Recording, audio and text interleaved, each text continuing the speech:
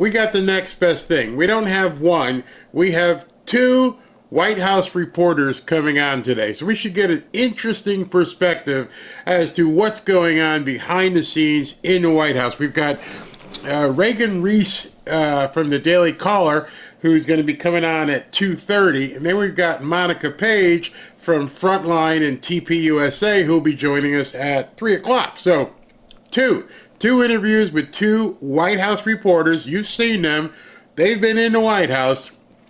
And so we're going to ask them some questions as to what in the heck has been going on with some of this crazy stuff. Now, some of that crazy stuff is exactly crazy. You guys have seen a lot in regards to the swatting that's been going on.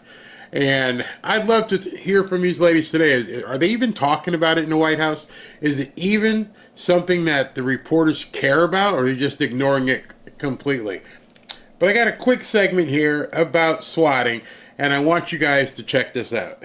But about 11 p.m. last night, finished up my normal nightly routine, just got home from the gym, normal night, whatever, feeling good, sitting down for dinner. And all of a sudden, I can see lights flashing all into my house and into my windows. And I've got some pretty big windows in the front of my house. So it's, it lights up the whole house when that happens. So, okay, I walk up to the window. It's like a 2-story window, and I can see the police lining up, and I immediately know what's happening at that point. And so they see me through the window, they point at me, and I just kind of, show my hands. I'm like, 1 second, I'm coming down. Grab my phone so that I can record the thing, open the door, say, is this for me? They say yes. They're just kind of going through their training. Sit my camera down on my phone so I can record the thing, and then they shout their directions at me, and everything else is documented in that video that I uploaded to X. I'm also working on getting some other videos right now as well from some neighbors that witnessed the whole thing and shot it, so I'm going to try to secure those videos. So in case you're wondering who this is Owen Schroyer with InfoWars, works with Alex Jones. Remember, one of Alex Jones's guys just got, how do I say this without these people freaking out? Just got unalived a couple weeks ago. And now, soon after that, Owen Schroyer is at home by himself, and these guys show up at his house and do the same thing. Well, no, the other guy was in a parking lot, but Owen was a victim of actual swatting, which is extremely dangerous. So let me explain what swatting is, for those of you who may not know. Swatting, just as it says, involves getting the SWAT team of the local police department, wherever you live, to come out to your house. But they're coming out thinking that something very nefarious is going on at your residence. These people have been targeting conservatives. They've been going after them if you have any sort of influential following. Hasn't happened to us, nor do I hope to have it happen to us. And it's just been something awful. So what they do is they make a phone call to the local police. First they find out where your address is and where you are. And then they call the police and say, oh my God, I cannot believe what's going on. They're inside the house and they're shooting and people screaming and I just heard another shot. Get over here really quick. And so that's coming into a 911 operator whose only objective is to make sure people can be saved and that the other people are safe.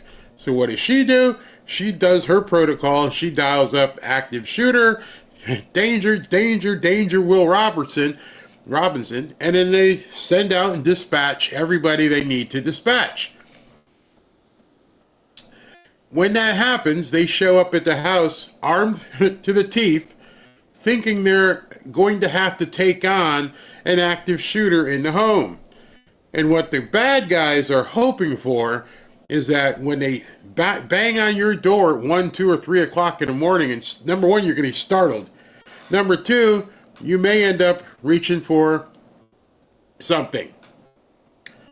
And then the police, thinking that you're a predator or a perp, may end up shooting you, thereby taking out a conservative voice that they don't want speaking anyway.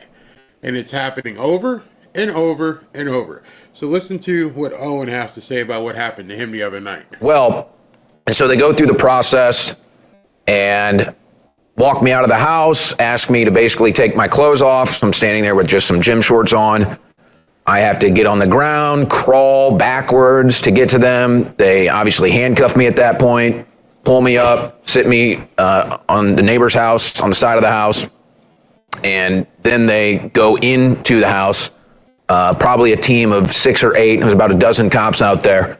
And then they go into the house. They were told the false police report that was filed was that I had shot and killed someone in my house. So you can imagine the protocols for something like that. So they basically have to kind of tear through your house.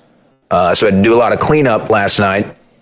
But obviously they go through the house and, realize it was a false report. This morning, a growing number of conservative influencers are getting targeted by swatters. There have been at least a dozen incidents in recent days of bogus calls that draw police and first responders to the target's home, including the home of Erin Durham in North Carolina. She opened the door late at night to armed officers. When I walked up to the door, he was pointing a gun at me, and obviously immediately stopped when he saw me. But it was a lot of confusion, a lot of fear. I felt like I was going to pass out most of the time that they were in the house.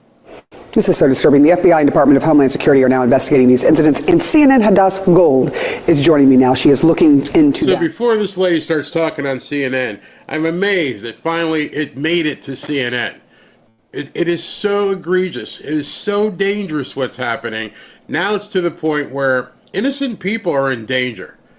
Merely for doing what I'm doing right now, talking about President Trump, talking about Elon Musk, talking about conservative values. They don't want us to even speak. They don't want us to even talk about what's going on. And I know a lot of police officers, and I got a guy who up in Orange County who texts me all the time. He goes, "You careful?" And I was kind of being remiss. I'm like, "No, we're fine. We live in a gated community, blah, blah, blah, blah." He goes, "If something's happening and they're rolling, they're going to roll right through the gated community. The guy's going to raise the gate and they're going to flash their badges and they're coming." And I thought to myself, okay, so what do I do? And what he had told us to do was actually me. He's like, go to the local Palm Beach Sheriff's Department, introduce yourself, tell them what you do, tell them how you might be a target, let them know, who you are, that you and your wife are fine, nothing's going on. So if they get a call for your address, they know in advance, it's in the file, and that could really help. But it's not going to stop. So when they come and they knock on the door, you're a big guy, make sure you let them know, hands up, talk nicely, don't try to be antagonistic, don't get pissed off, just acquiesce, let it happen. And I was like, well, I can do that, and my wife can do that, but my little chihuahua, he's going to go crazy, and I'm going to have to ask him, let me pick him up, because he's going to go, and I don't want you guys hurting my dog either. You can see how this thing can go haywire pretty quickly. And then, don't move. Hey, man, I'm not moving. I'm just trying to get my dog, okay? And getting startled out of bed 2:30, 3 o'clock in the morning, and something like this happens to you. And most people can't even put themselves in a situation where they can even understand that this is happening. Never mind go through it.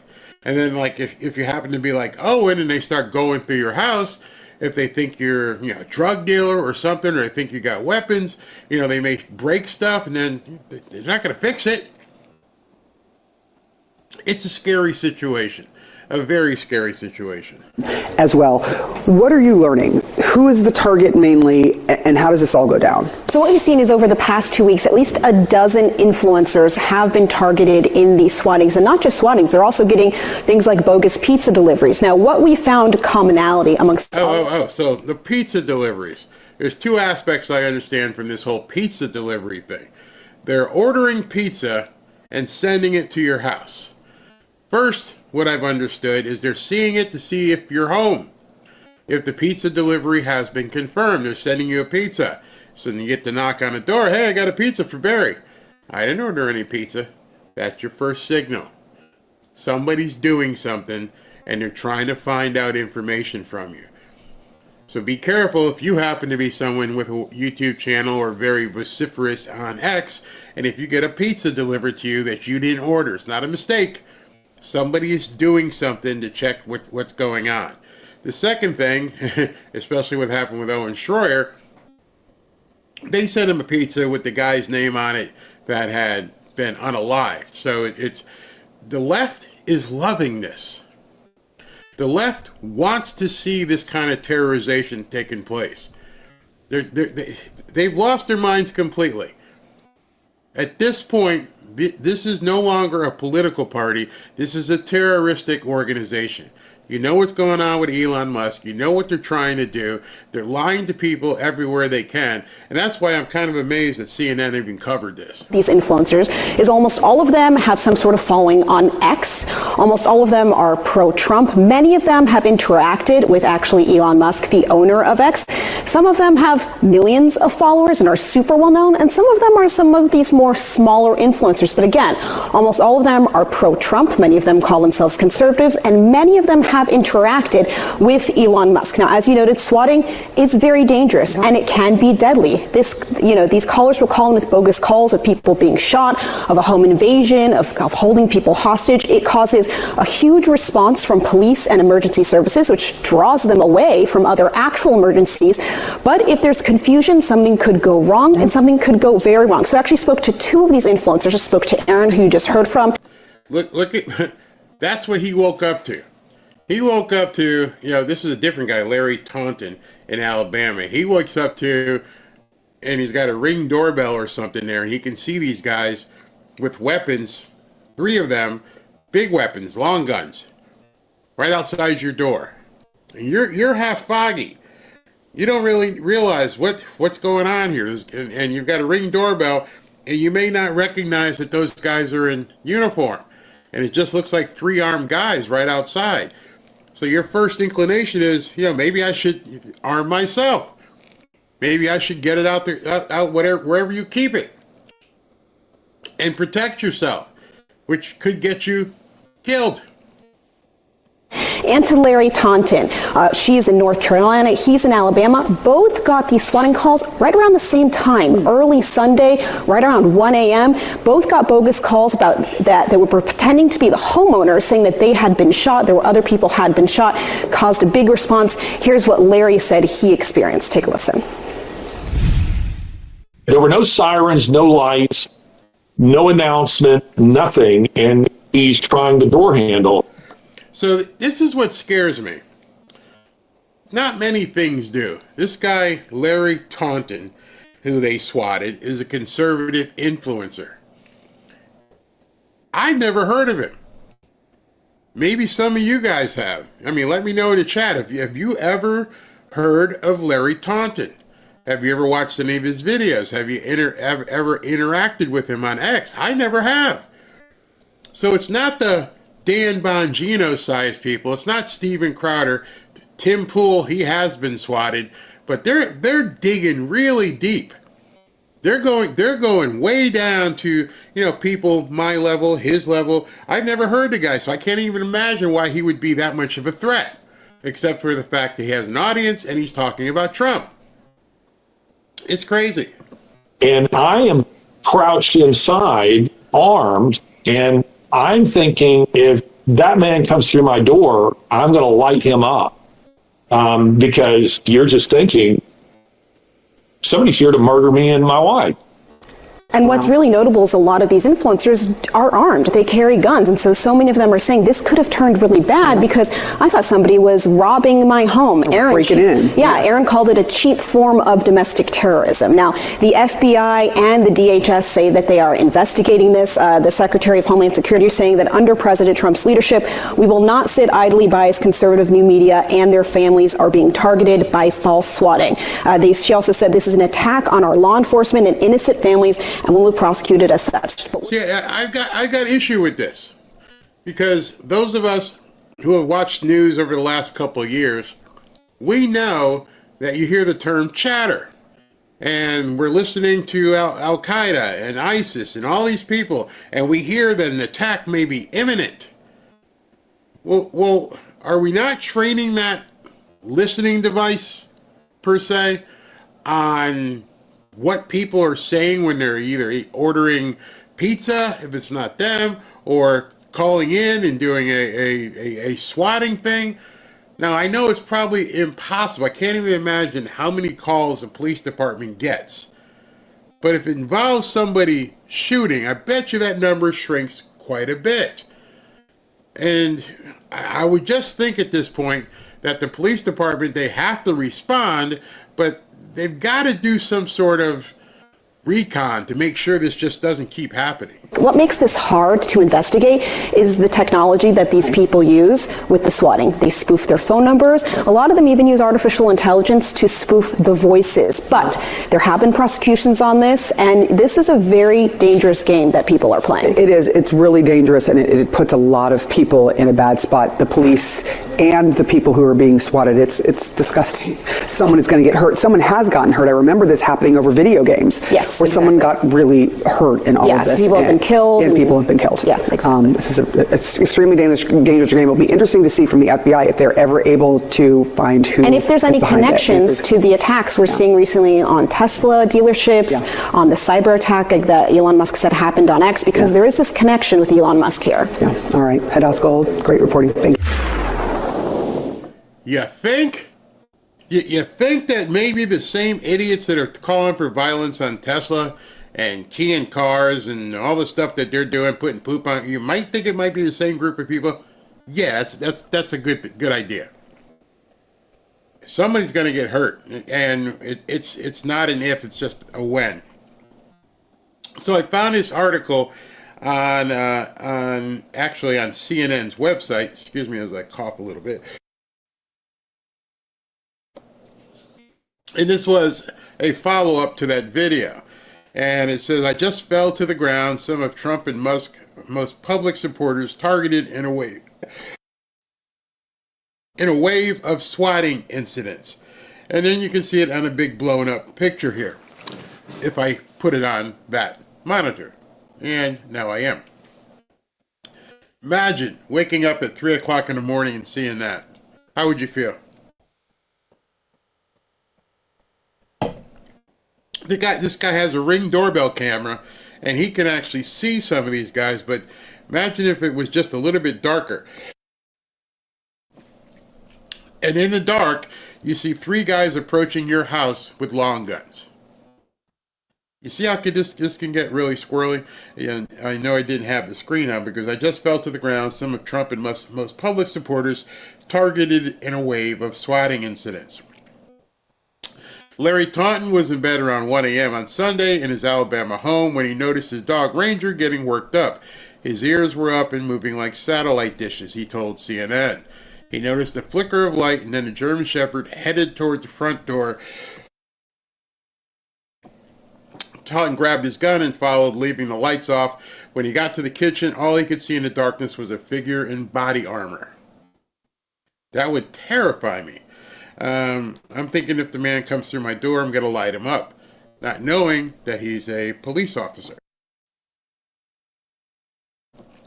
Taunton has 177,000 followers on X and 140,000 on YouTube. Now, what's most worrisome about all this, as I'm trying to get through this, what's most worrisome, you guys could read this article and go through it and everything else, but when you get to the bottom, you get to the comments, and there's 862 comments. And what's bad here is that these people don't give a shit. If this is true, boo-hoo. Now they know what it feels like to be targeted and profiled. I believe it's all made up, though, so Cheeto can declare martial law and truly be the king.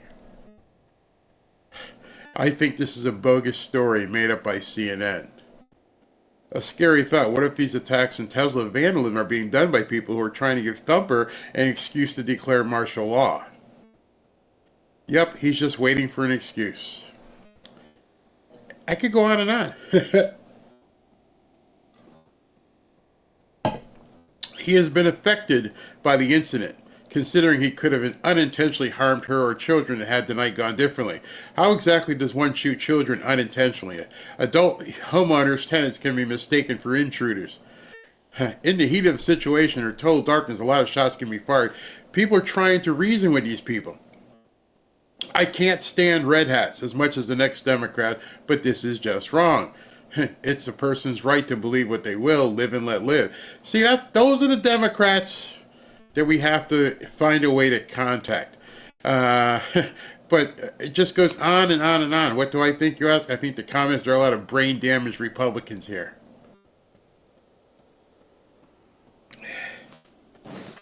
When I talk about civil war, one of the things I look at as I look at these comments, and as I look at these comments, I can see that we are in deep, deep trouble. I mean, trouble that is beyond comprehension at this point, where you don't even care that somebody could get killed just because they're a Trump supporter. So what? I don't care. Screw them. They suck. That's all they care about. Meanwhile, people are being swatted, potentially in a position where they could lose their lives, and they don't care. We have a fission in our country at this point, and that fission is growing bigger and bigger and bigger, and it's getting crazy. The media has done a good job brainwashing people.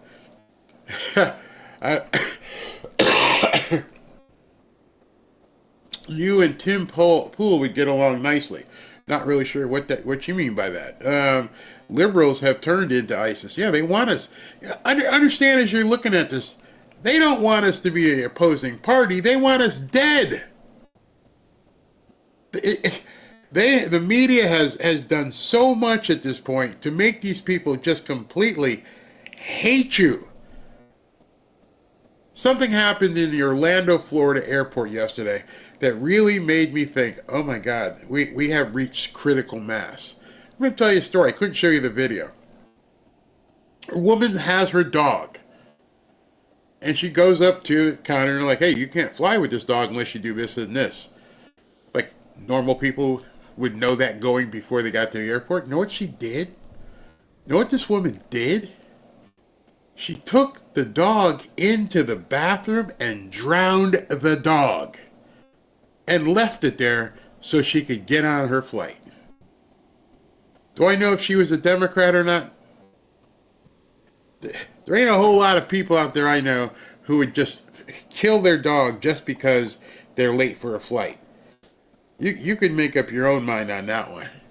It's crazy. I see Reagan is in place here, so what we're going to do is go to a quick break.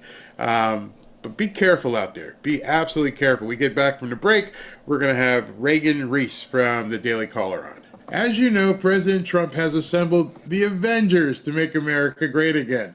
And of course, we're all excited and ready to see them get to work. But with everything we're seeing right now, don't take your eye off the ball. Things could get much worse before they get better.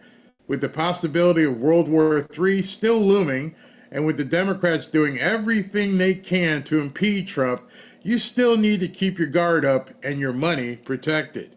Oh, and our national debt is still massively increasing. Don't get me wrong, I have high hopes for Trump's America, but I also have a family to look out for. You see, Trump and the Avengers have quite the uphill battle ahead.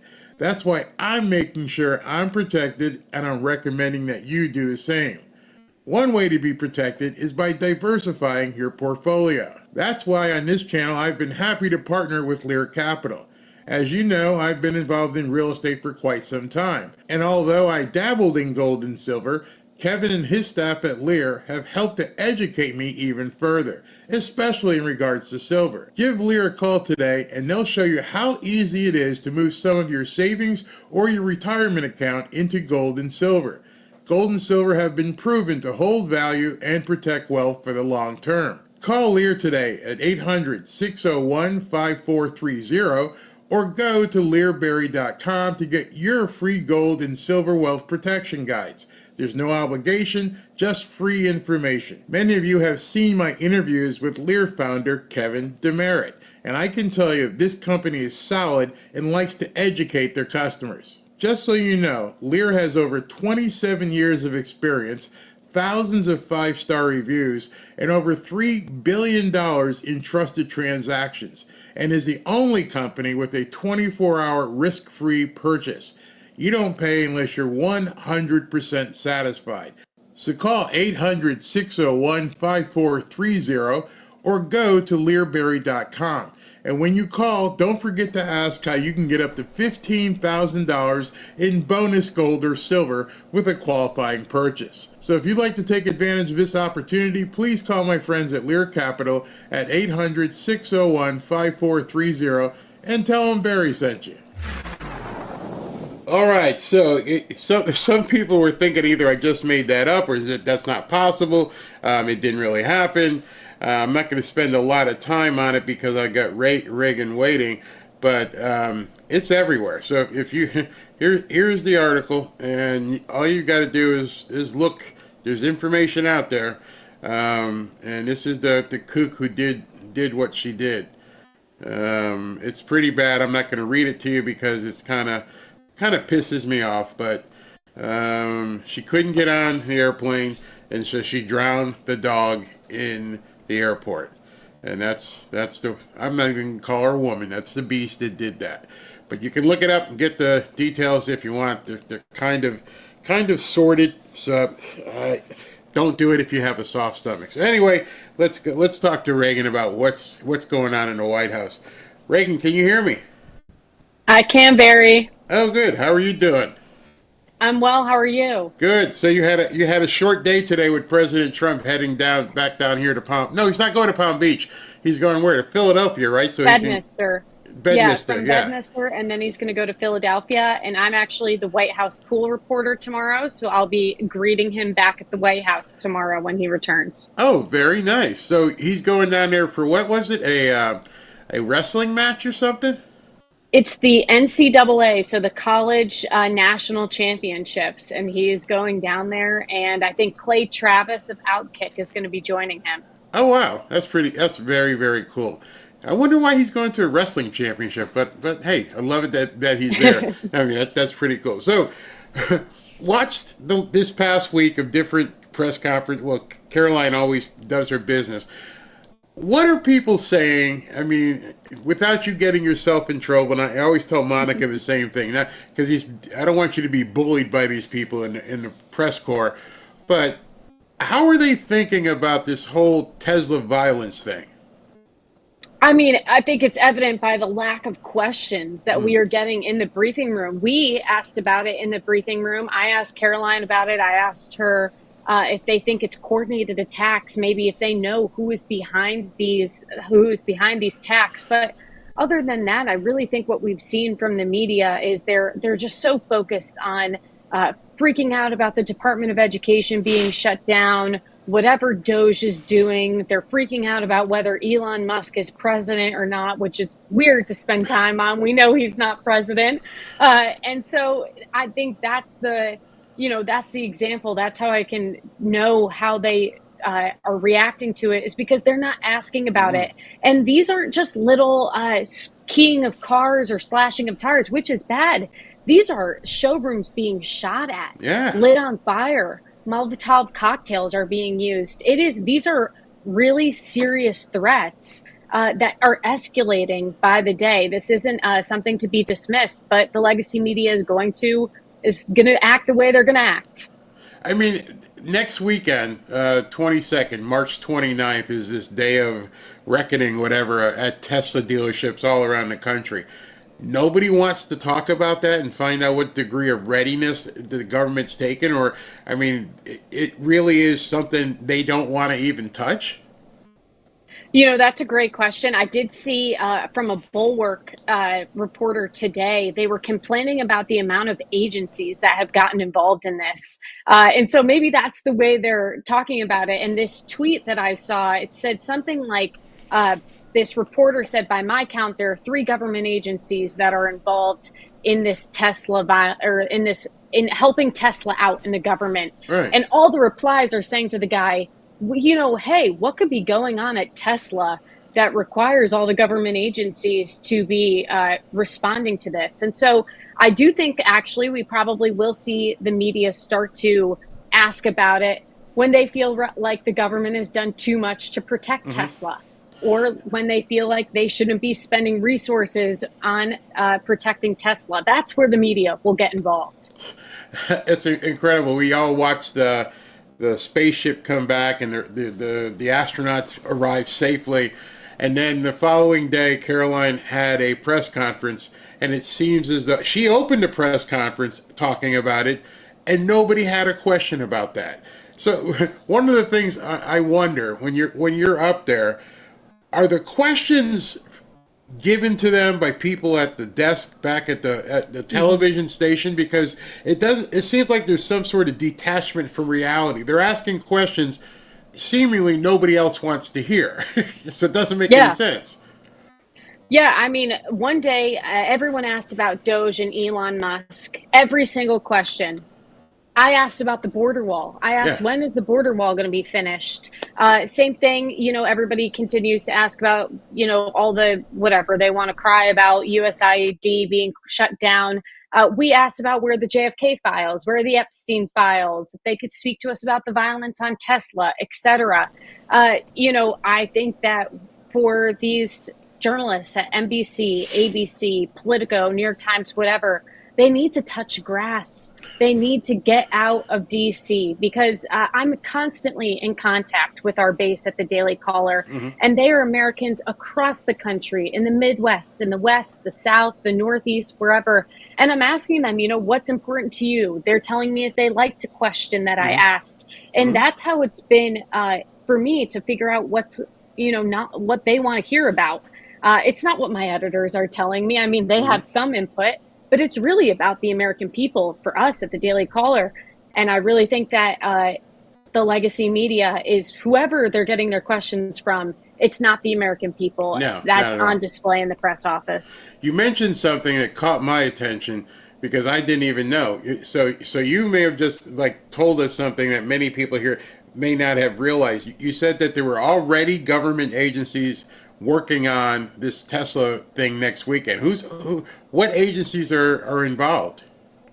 Well, next weekend, I mean, just in general, the DOJ is diving right into it, and the White House is also involved. FBI as well has made it clear that they are, chasing this down. And when I've asked Caroline about, are they going to be charging people, which we have seen the DOJ has charged several people. But if they are also further investigating whether this is a coordinated attack, whether there is someone being funded, if someone funding these behind closed doors, the DOJ has said that they are investigating that.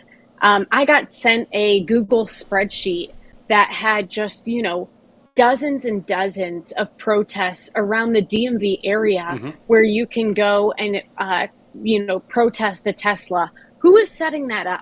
That isn't something that just a bunch of Joe Schmoes around the country coordinate. And so that's what I'm really interested in. And that's where you're seeing the DOJ and the FBI and the White House really jump into action. And the reporters are upset that there's this much attention on it. I don't understand. If people are causing danger, why wouldn't the Department of Justice and the FBI be involved? Because, I mean, we heard President Trump today actually say it's a form of terrorism. Barry, doesn't this give you 2020 vibes, summer of love? I feel the same exact way. And as soon as things start getting lit on fire, it's like we realize that's bad. And the left kind of turns their head and says, oh, these are, fiery but peaceful. That's exactly what this feels like to me, that they are choosing to downplay the fact that, there are gunshots being shot at Teslas, that they are being lit on, that our cars are being lit on fire, bombs are being thrown at Tesla showcases. They are just absolutely downplaying it. And why? Probably because they hate Elon Musk. Well, that's a good a good stimulus for a question right there. I was talking about it earlier. I'm like, President Trump, he's a president, and Marco Rubio is this, and this person is that. What exactly are they pissed off about with Elon Musk? It doesn't make any sense to me, because the average person, the person on the street, he's doing nothing to them. All he's doing is exposing potential fraud and corruption. Do they even know? Have you talked to anybody? What in the hell are you even protesting? No, I haven't spoken to anybody about this specifically. Sometimes the White House, it's so insufferable. I just choose to get in and get out because I can't stand it. I think Stephen Miller really schooled the media well in that press briefing he did attend, where he was asked, is Elon Musk the president? Which was such a funny question. And he explained to everybody, here is how the government works. We all elect two guys, and then those two guys get to appoint and, pick a team to help implement their agenda. And so the only really explanation that I can think of when the media doesn't seem to understand what they're mad about or why they're mad that Elon Musk is involved is that they must have skipped their civics class in high school. That's too funny, because I've been trying to figure it out. Like, what are you? I understand people in government. I understand they might be upset because they're cash cow. But the average everyday walking around person, I'm like, what in the hell are you pissed off at? He hasn't done anything to you. It has nothing to do with your daily life. But except for some people in the media are gaslighting people into thinking that he's helping them take away this or take away that. But it's crazy. So I watched Tim Walz, and I watched AOC and Bernie. And then today news broke that Joe Biden wants to make a reappearance and possibly run. Is that real? I mean, was that something made up? Does Biden think he can be a force in 2026 and 2028? Yeah, so that was reported, I believe, by NBC News, and they cited like 4 or 5 people that are close to the Bidens. And so when I'm determining if I think a story is fake news or not, I'm trying to snip it out. You're looking at kind of those attributions. Who are they choosing? And when they're citing quite a few people who are close to the Bidens, you can usually say, yeah, that seems like this is pretty true. I absolutely cannot believe it. Biden 8 months ago was forced out by his own party, and now he wants to get back in and help them rebuild. He's 82 years old. I think he should retire. I saw him in those last couple moments at the White House. It was sad, Yeah. I cannot believe that this is a story and that this is something that's happening. That's absolutely insane. So what do you foresee is going to happen based on chatter? I'm trying to make this delicate so you don't have to run into any bullies. What do you foresee that may happen with all these rogue judges doing what they're doing? I think the Trump administration has made it clear that they want the Supreme Court to weigh in. Now it's a matter of, how soon is it going to be until the Supreme Court weighs in? A question we asked this week in the briefing room was, what about the judicial appointments? And so if the Trump administration is upset about these judges that are kind of putting blocks on what they're doing, they have a chance to shape the judicial branch. President Trump has at right now 40 judicial appointments that he can make. And we have not heard any news about those judicial appointments. And so I asked Caroline Levitt about this, and she said she didn't have an update on the timeline, but she would be providing me a list. And so I've been in touch with the White House this week, and they are working on getting me a list and an update of what those judicial nominations will look like. And so, that's where I really see the power for the Trump administration being, is with those nominations that the president can make, which can help him through his enacting his presidential agenda. This whole thing this morning that came up with Elon and China and everything else is from the New York Times and Maggie Haberman. Is Maggie Haberman in the press room? I mean, where is she coming up and sourcing these stories from? That's a great question. I'm not sure if I've seen Maggie. I have heard from Maggie when we are White House pooler. You're kind of sending out emails and status updates of what the president is doing to the whole press corps. And she and I have, she's asked me a question. You serve kind of the whole press corps when you're this White House pooler. And so she's reached out to me with just clarifications on notes that I have. So I do know she's around, but I haven't seen her myself.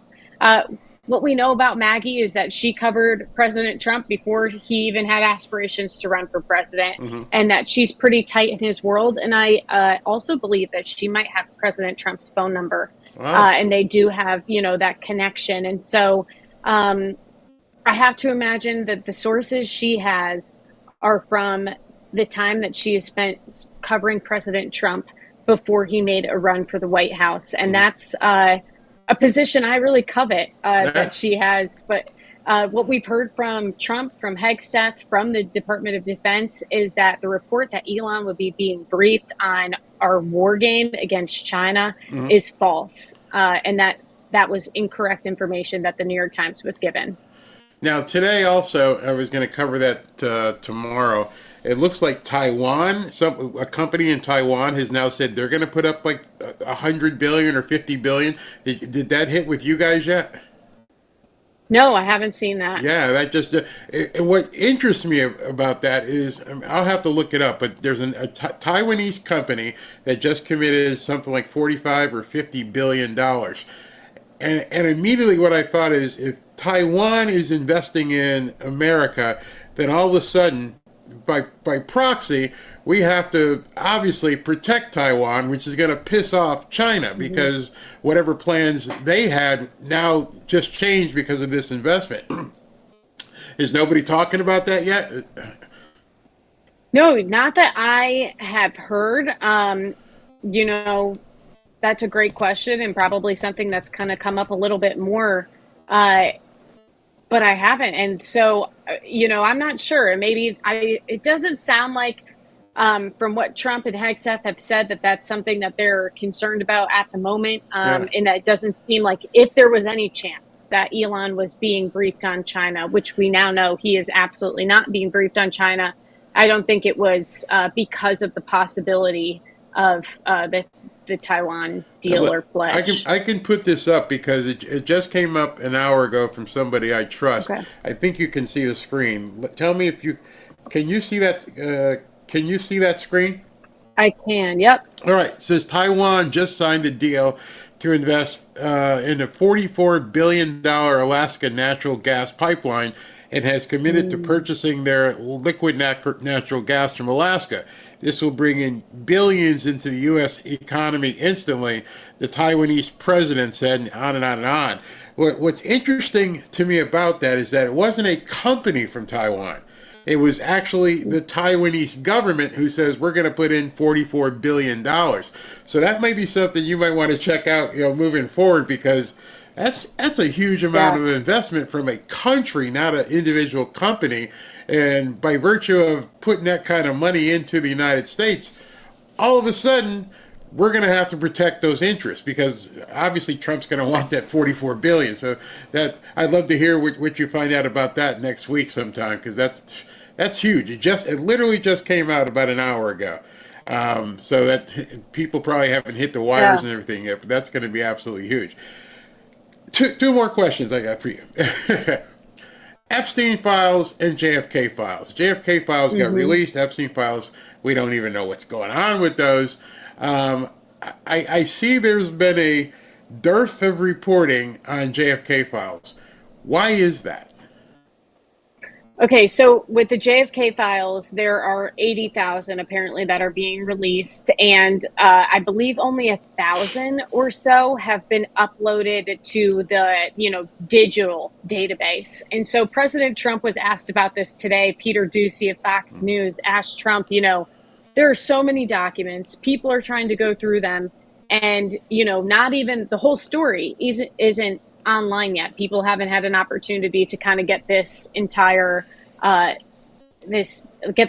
entire piece, look at all of the files. Peter Doocy said, can you just tell us who killed JFK, President Trump? And President Trump was funny about it, and he did say, there's a lot of files, we've been working hard to get it out to you guys. You can go now in person in Maryland and get all 80,000 files, or you can wait for them to be online. And so that's why I suspect there's a little bit of a delay in trying to in the reporting, because you don't want to jump the gun and say, oh my gosh, it looks like the CIA did something like suspicious, when maybe there's a document in the other 80,000 that kind of undermines that document.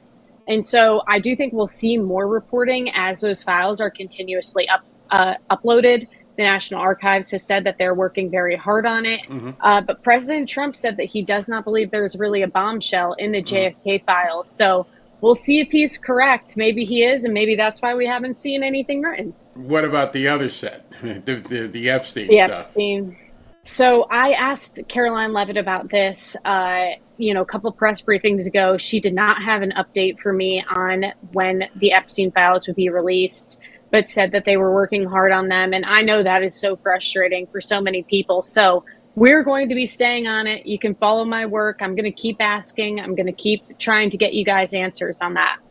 Are there any rumors, or beyond rumors, is there any sort of suggestion that there are some names on that list that could compromise some certain people, why they haven't released it?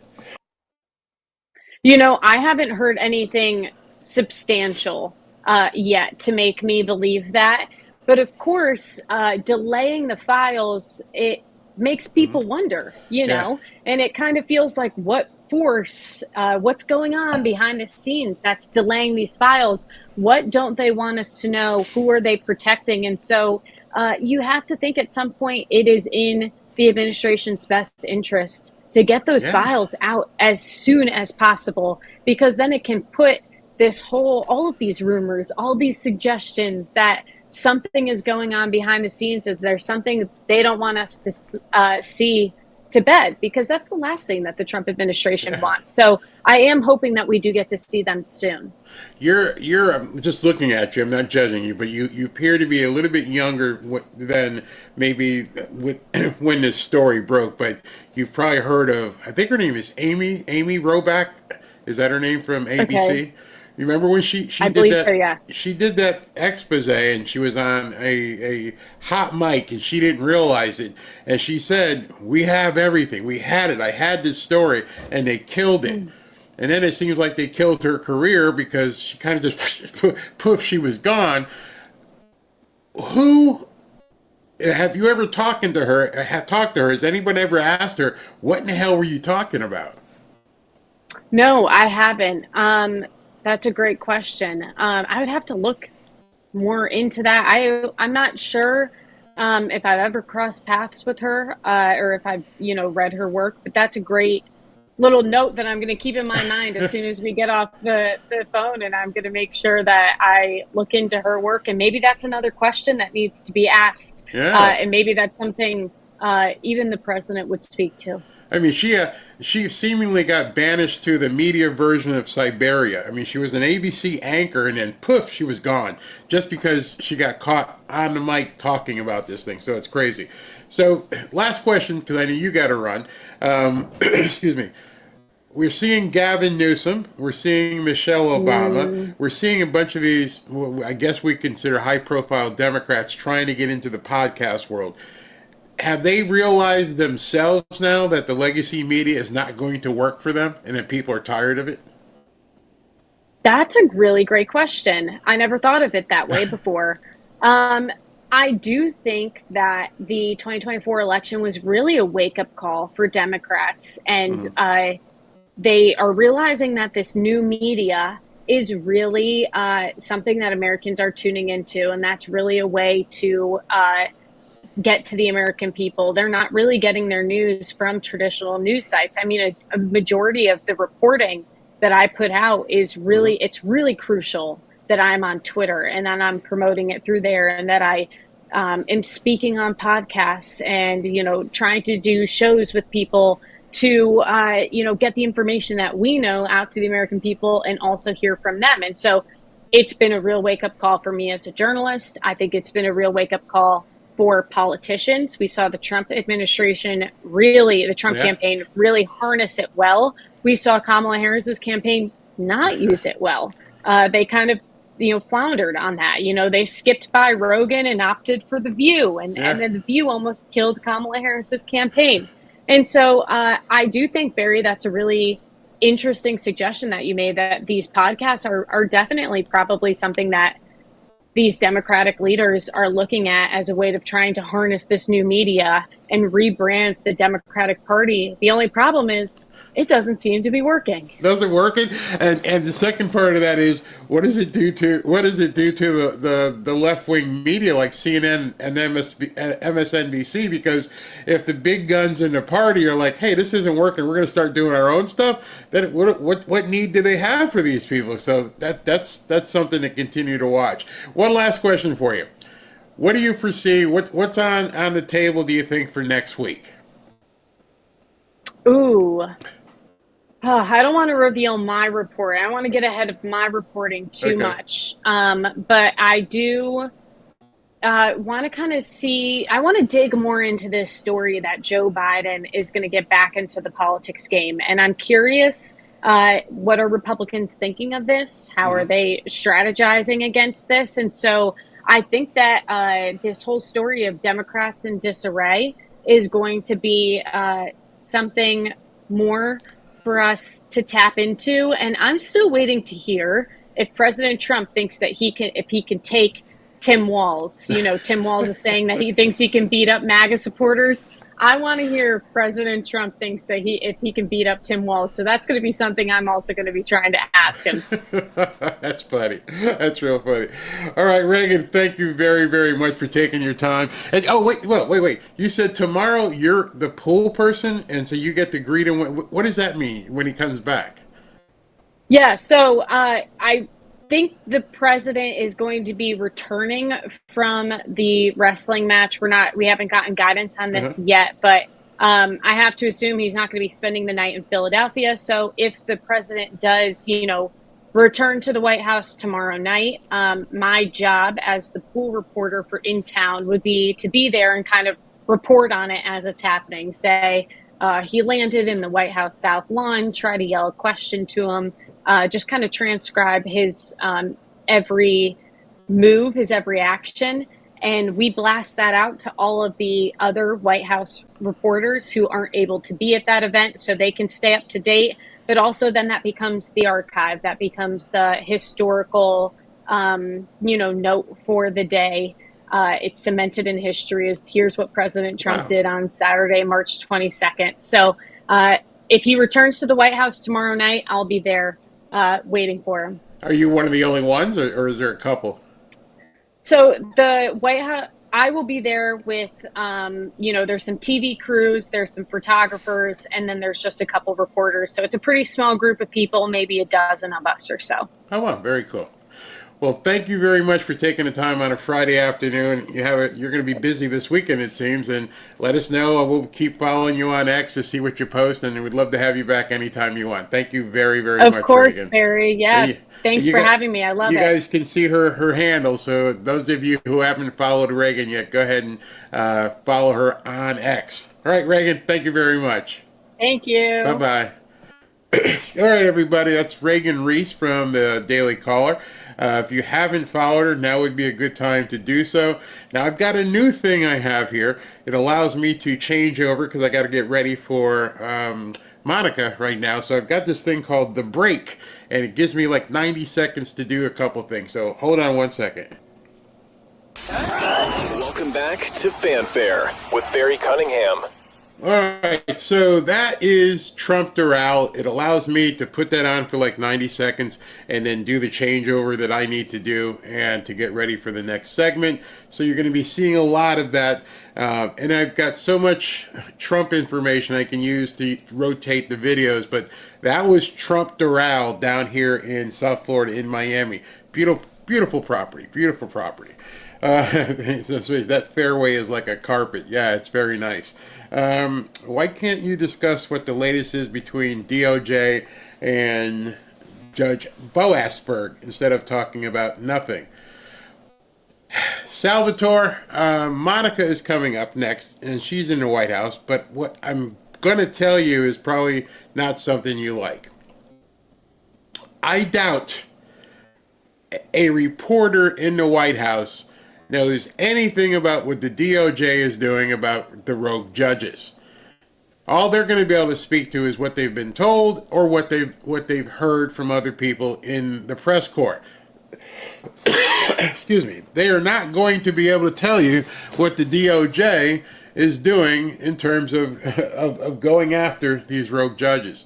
So I hate to disappoint you, but I don't think anybody's going to know until it actually happens. Even Pam Bondi's not going to go on TV and go, here's what we're doing against the judges.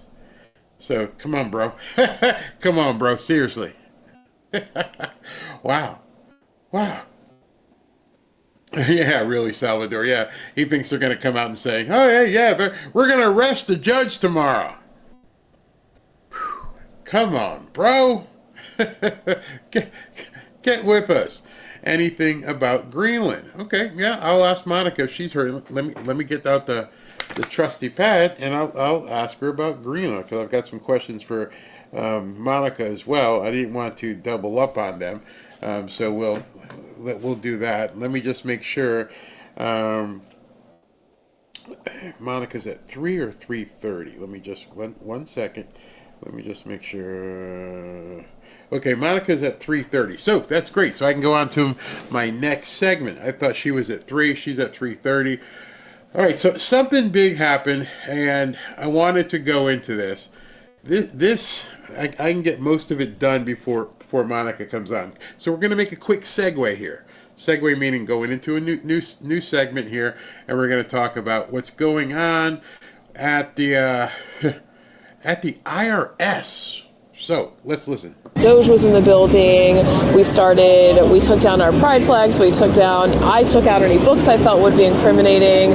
No one was talking. We heard they started taking transcripts automatically of all of our Google Meets. They unplugged the news in the little kitchen galleys. It didn't feel good.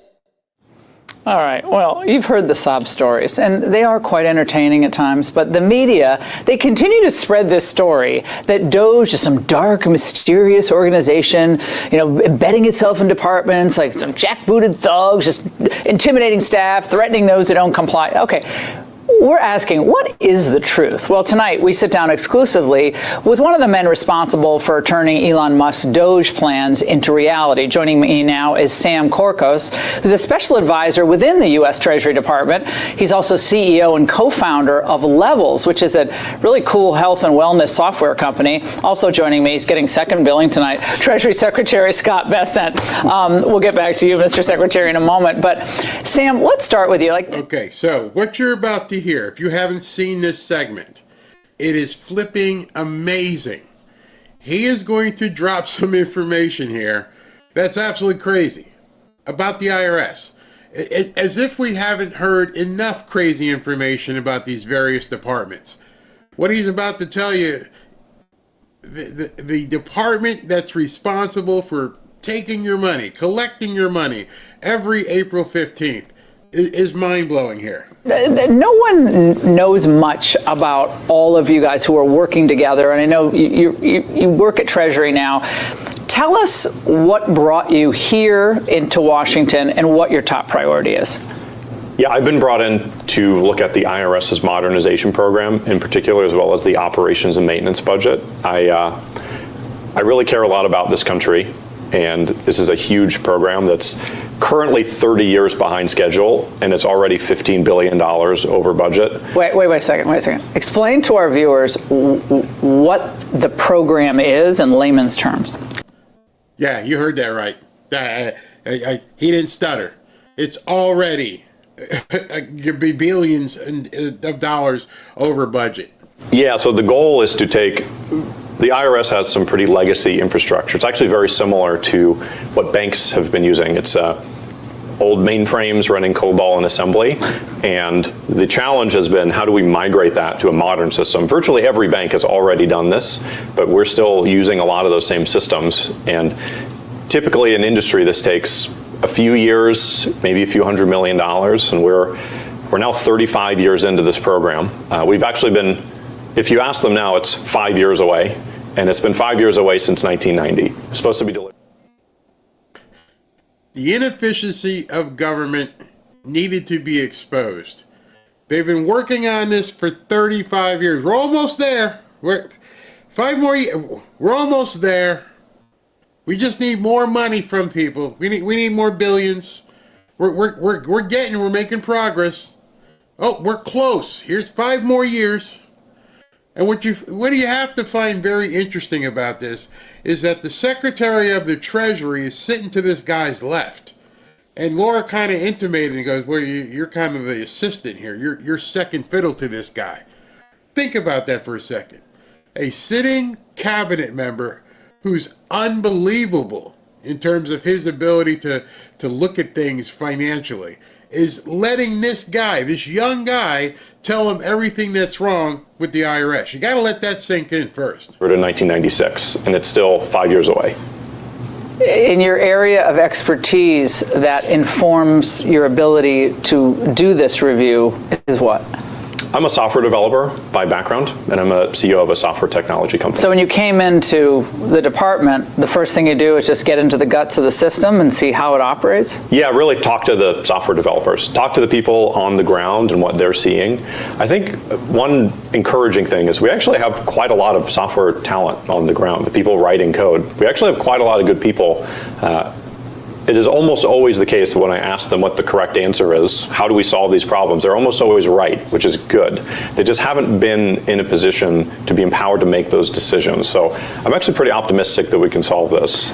Secretary Bessent, why has this taken so long? I mean, Sam seems obviously very, very successful, extremely intelligent, but I assume we have other Sams in the United States. We could have had a Sam 15 years ago come in and fix this. What is going on? Well, Laura, you've been in D.C. a long time. I've been here 8 weeks, but one of the biggest surprises for me is just seeing how these entrenched interests, they just keep constricting themselves around the power, around the money, around the systems, and nobody cares. I mean, I said to Sam today, I said, the IRS system was supposed to be delivered in 1996, and he said, no, but it was started in 1990.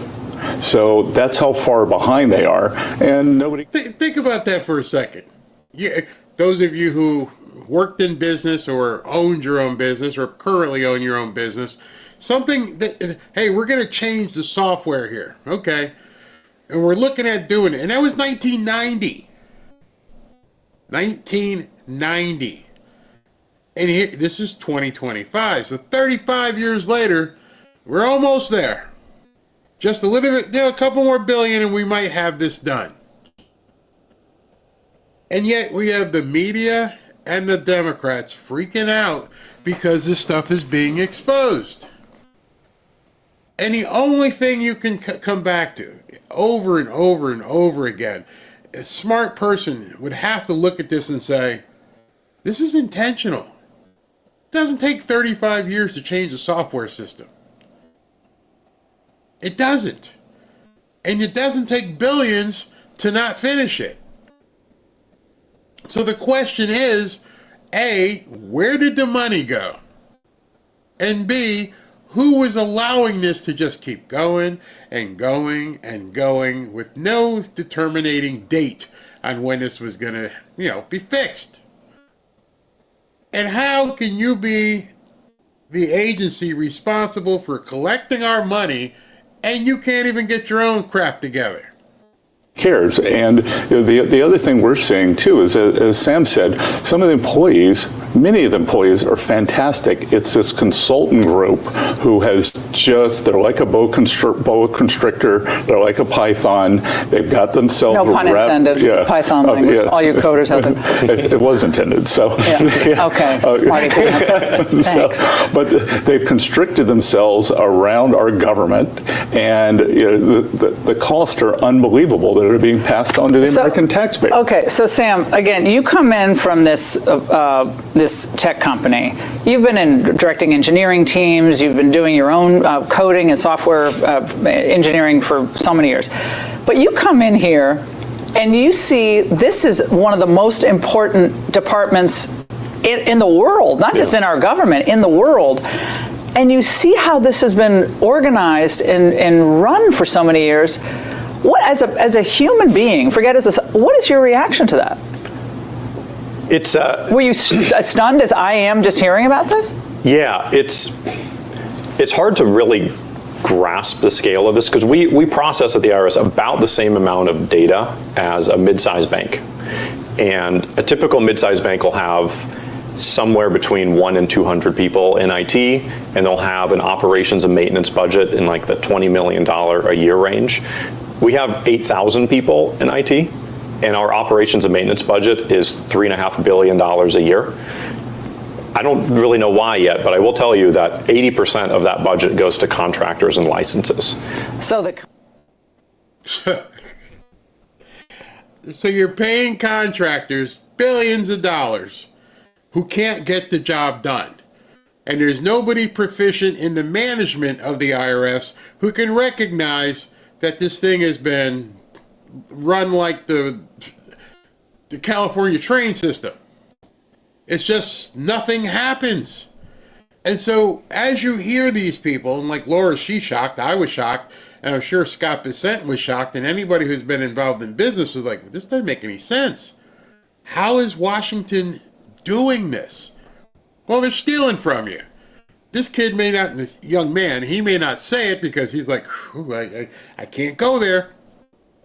But those of you who have functioning frontal lobes, you're sitting back and you're thinking right now, the only way this can be happening is if it was another cash cow that you were just stealing from us. Who are these contractors? Who owns these contracting companies? How long have they been contracted? These are all the questions that I'm sure he's going to dig into. And it seems like it's every single agency that the bloat in Washington and everything that, and I got to believe what happened was President Trump saw all of this in his first term. And he's like, we need to fix this. And that's when they started the impeachments and everything else, because they had to stop him. Now, obviously, there was a lot of Republicans that were okay with this. The Mitch McConnells, the Mitt Romneys, Susan Collins, Lisa Murkowski.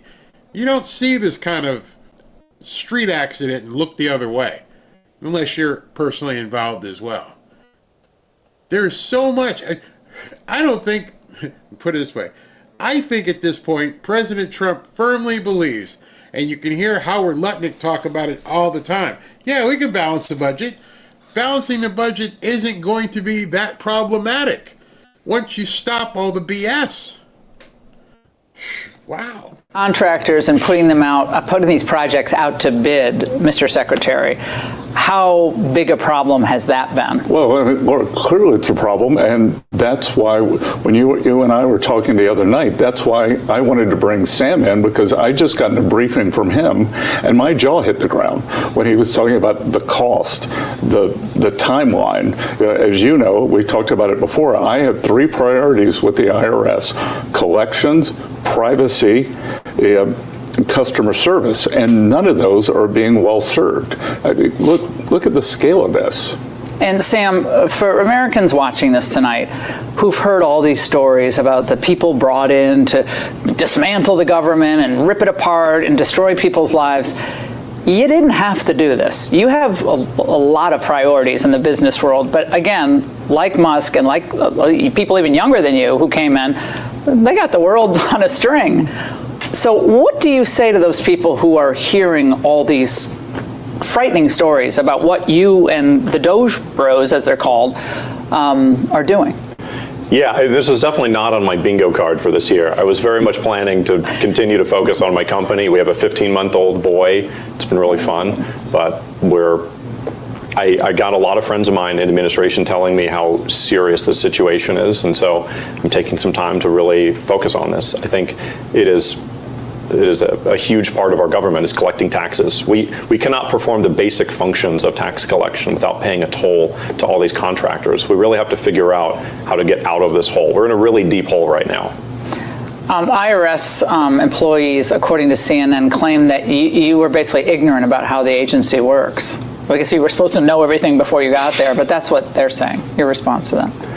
Yeah, I mean, there's a lot of stuff that I don't know that I'm learning now. I think I know a lot about software systems. That's why I was brought in. So that's the main focus: is how do we turn this around? We have a $3.5 billion operations and maintenance budget. We have a $3.7 billion modernization effort within IT. That's a lot of budget. And we are way beyond any reasonable cost for what you would expect at a private company for this. What? So they had to bring in a guy from the outside, because obviously the people in the inside, what was their first response? Hey, you don't know how this works. No, I don't understand how it's broken. I understand how it's supposed to work. You guys just got fat and happy stealing from the American people, and you didn't care. Government doesn't care. Whether or not it's broken, whether or not it's fixed, they get paid no matter what. You bring in somebody from the outside who recognizes something is broken, it's like, we got to fix it. We can't keep operating on a spare tire. You got to buy a new tire. And so these people who have been hired in government, who've been embedded in government, as long as they get their checks every 2 weeks, they don't give a shit. Doesn't matter. They're not here to be efficient. They're not here to be proficient. They're just here to cash a check. And so that's why many of them are screaming in the streets, because now I realize you let something broken stay broken. And you didn't care. None of you cared. You just let people get screwed. That's why they're pissed off. They're pissed off because now we see what you've been doing for decades. 35 years just in this agency. It's been the biggest surprise. You, again, Secretary Bessent's, been in the business world as well, but he heard it from me. But when you first saw this, what was the biggest surprise that you found at that Department of Treasury? I would say it's the disconnect between leadership and the people actually doing the work is a big one. I would say that it doesn't take a lot, just somebody who cares to solve these problems. You find contracts that are 10, 20, 30, 50 million dollars, and you just ask, like, why are we doing this? And everyone's just like, I don't know. And then you cancel it. I don't know. Well, do me a favor. Do me a favor. Why are we doing this? I don't know. Okay, let me ask you a question. Can you point me to the person anywhere in this building who does know? You see, you've just told me you're completely ineffective. Who is it that can tell me why we're spending $20 million on this thing? I mean, if you shrug your shoulders, there's got to be somebody who knows. Nobody knows? Because what you're doing right now, understand this, what you're doing. By telling me you don't know, you're telling me that I can report to Scott Bessent and that he can report to President Trump and say, this whole division, they don't know what they're doing. They come to work when they come to work, and they just click the same button, and if it doesn't work, they just sit back and do nothing. They pick up the phone and call a contractor who doesn't show up, who then is going to submit a bill for $10 million. And then when it doesn't work, hey, why is it not working? I don't know. I don't know. Can you imagine owning a pizza parlor? Just put it this way. You own a pizza parlor. And your guys come into work and they get the dough and they fix everything. And they turn on the oven. And they stick the pizza in the oven. And then 15 minutes later they get ready to pull the pizza out of the oven and it's still flipping dough. And you come in and go, hey, how many pizzas we moving today? Well, we didn't sell any. Why? The oven's not working. Why isn't it working? I don't know. That's money out of my pocket. What do you mean you don't know? You didn't call anybody? You didn't call me? What were you doing? I was sitting here playing a video game on my phone. Figured, somebody would get here and fix the flipping oven. And when nobody came in, the dough just sits in there. That's a very facetious analogy, but that's exactly what's been happening in your government. The people there didn't know, didn't care, and didn't even care enough to call somebody else and say, hey, this is broken. Meanwhile, they get their paycheck and they collect it. That part wasn't broken. Oh, damn. Isn't that interesting? The part where you got to fork over your money and it hits some government office, that part ain't broken. Oh, yeah, we got the money. Yeah, we got the... Oh, it's more came in here. Dump all these things in here. Hey, let me check the account. Oh, yeah, we got another 10 trillion in here from taxes. That part never broke.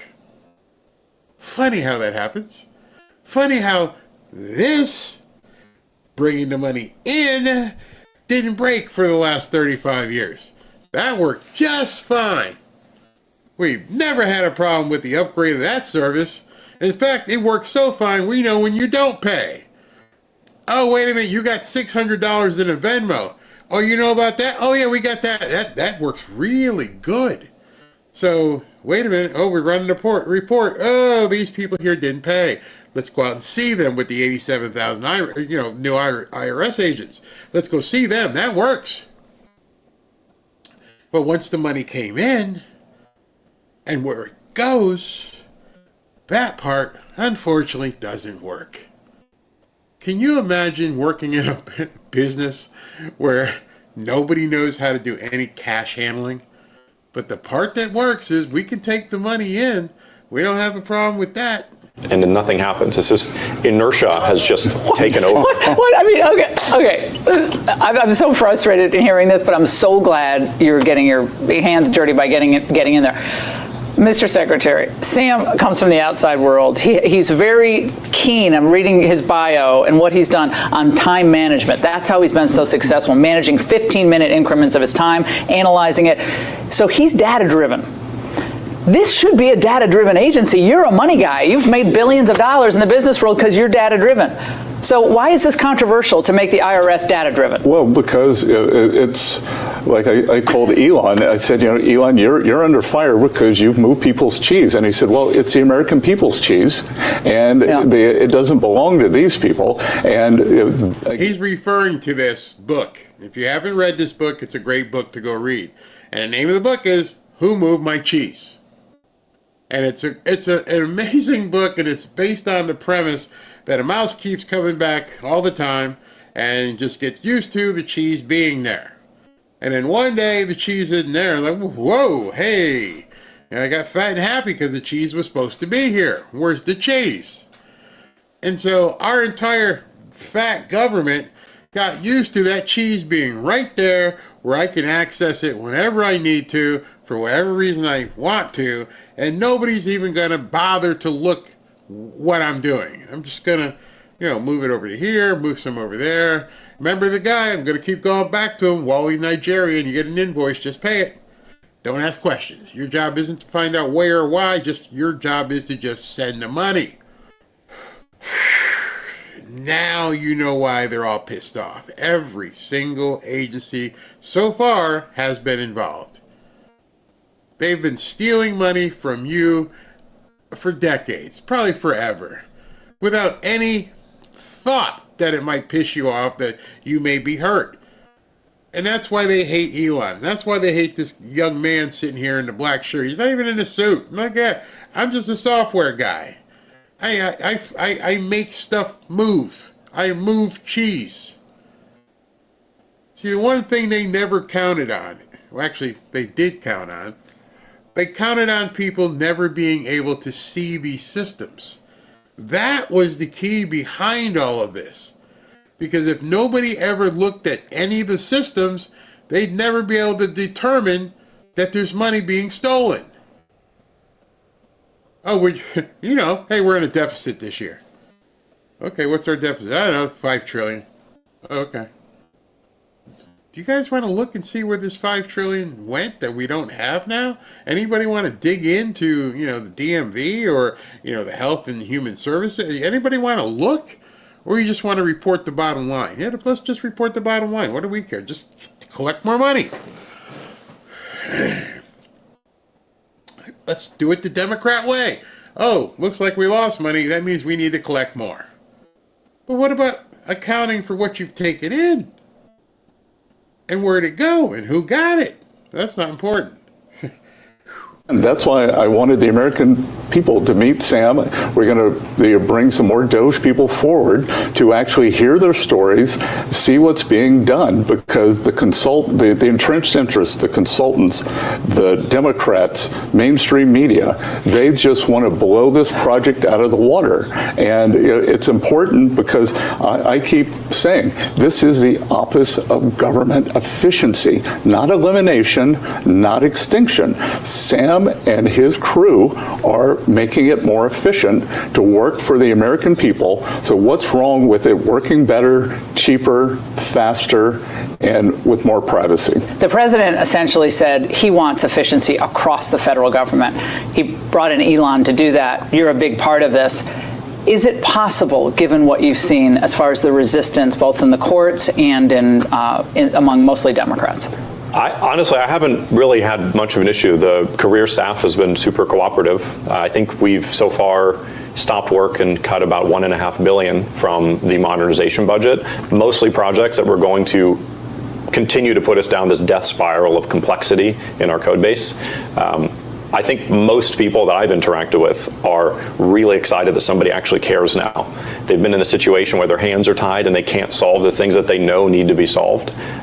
My experience has honestly been very positive working with them. This is back to the messaging point, and again, going back to his history in business, communication is key, from staff to leadership to staff, and also here, the consumer is the American people, the taxpayer. Those are the ultimate consumers here.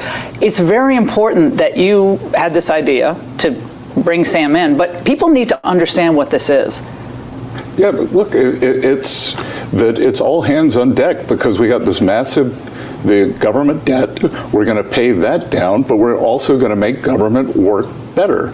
Again, if you were to ask Sam about the customer support, it's unbelievable. The system, the customer support, they have the same number of people working on Christmas Eve as they do on April 14th at the IRS. Why? So efficiency across the board must be implemented. It's unfair to the taxpayer who foots the bill for all of this. Unfair. Well, I don't. And a ripoff. Yeah, and look, we want people to like the government. We want the government. No one's going to like the IRS. Sorry. We want people to feel satisfied that they are getting the service they deserve, that they're paying their fair share and not more, not less, and that it's done quickly, smartly, and privately. Sam, how long are you going to stay in Washington? I'm committed to 6 months. Okay. All right. Sam and Mr. Secretary, thank you both for joining us. Really appreciate it. Good to see you. Sam, keep working. Can you believe this? It's incredible. Now, many of you know I've had a cold and I'm trying to get over, so I've been drinking a lot of fluids. I got to run to the bathroom. I'll be right back, okay? As you know, President Trump has assembled the Avengers to make America great again. And of course, we're all excited and ready to see them get to work. But with everything we're seeing right now, don't take your eye off the ball. Things could get much worse before they get better. With the possibility of World War III still looming, and with the Democrats doing everything they can to impede Trump, you still need to keep your guard up and your money protected.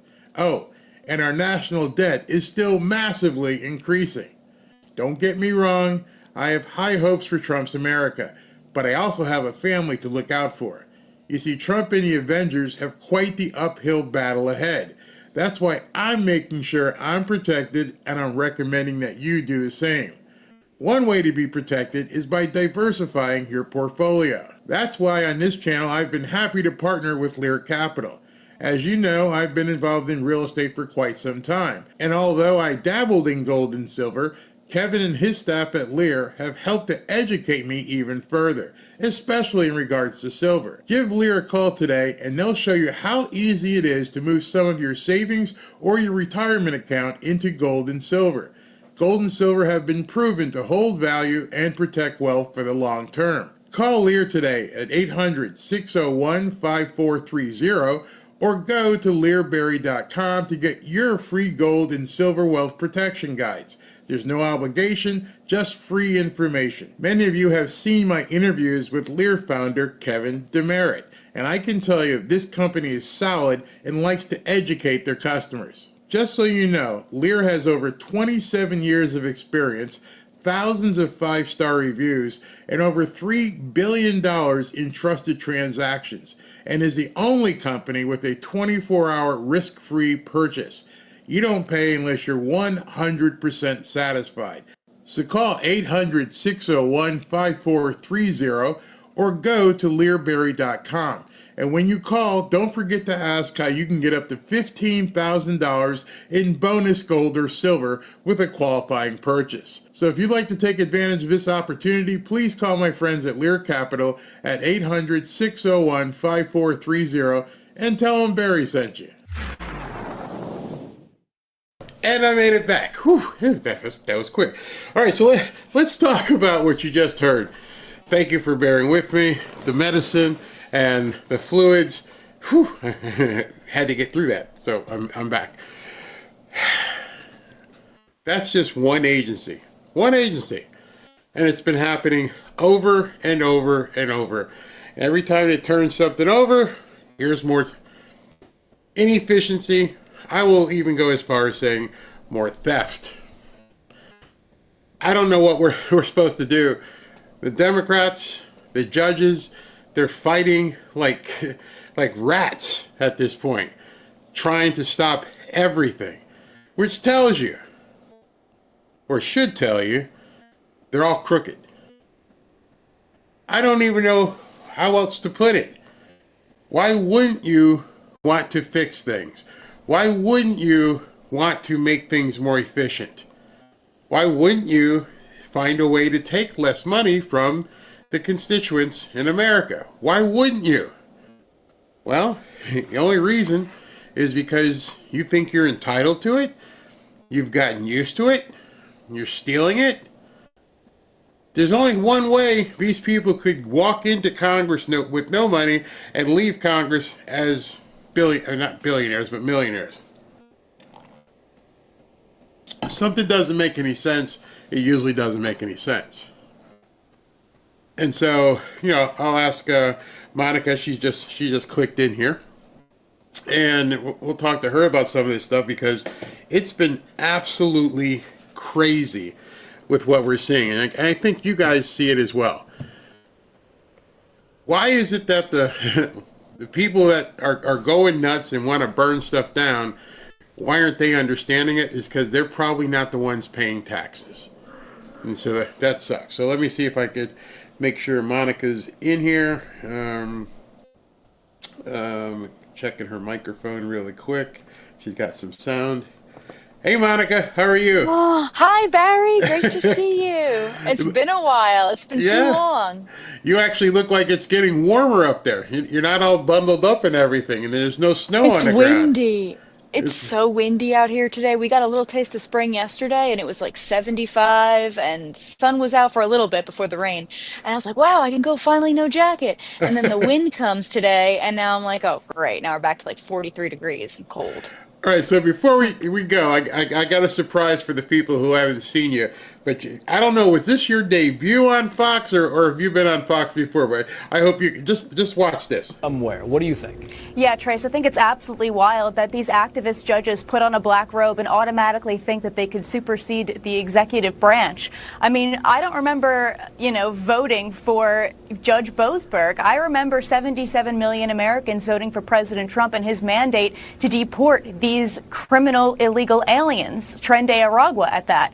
And the fact that this judge, by the way, wants to put a stop to this, to President Trump's agenda that people voted for, is completely unconstitutional and completely goes against what President Trump is trying to do.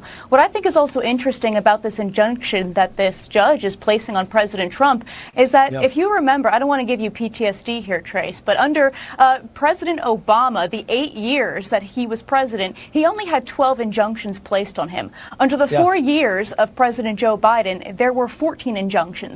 President Trump has had more injunctions, 15, in the first 2 months of his second term. This just goes to show that this is clearly a coordinated effort to stifle and stunt President Trump's agenda to keep Americans safe. We did common sense on this. Oh, wait, hold on a second. Hold on. Wait. You gotta...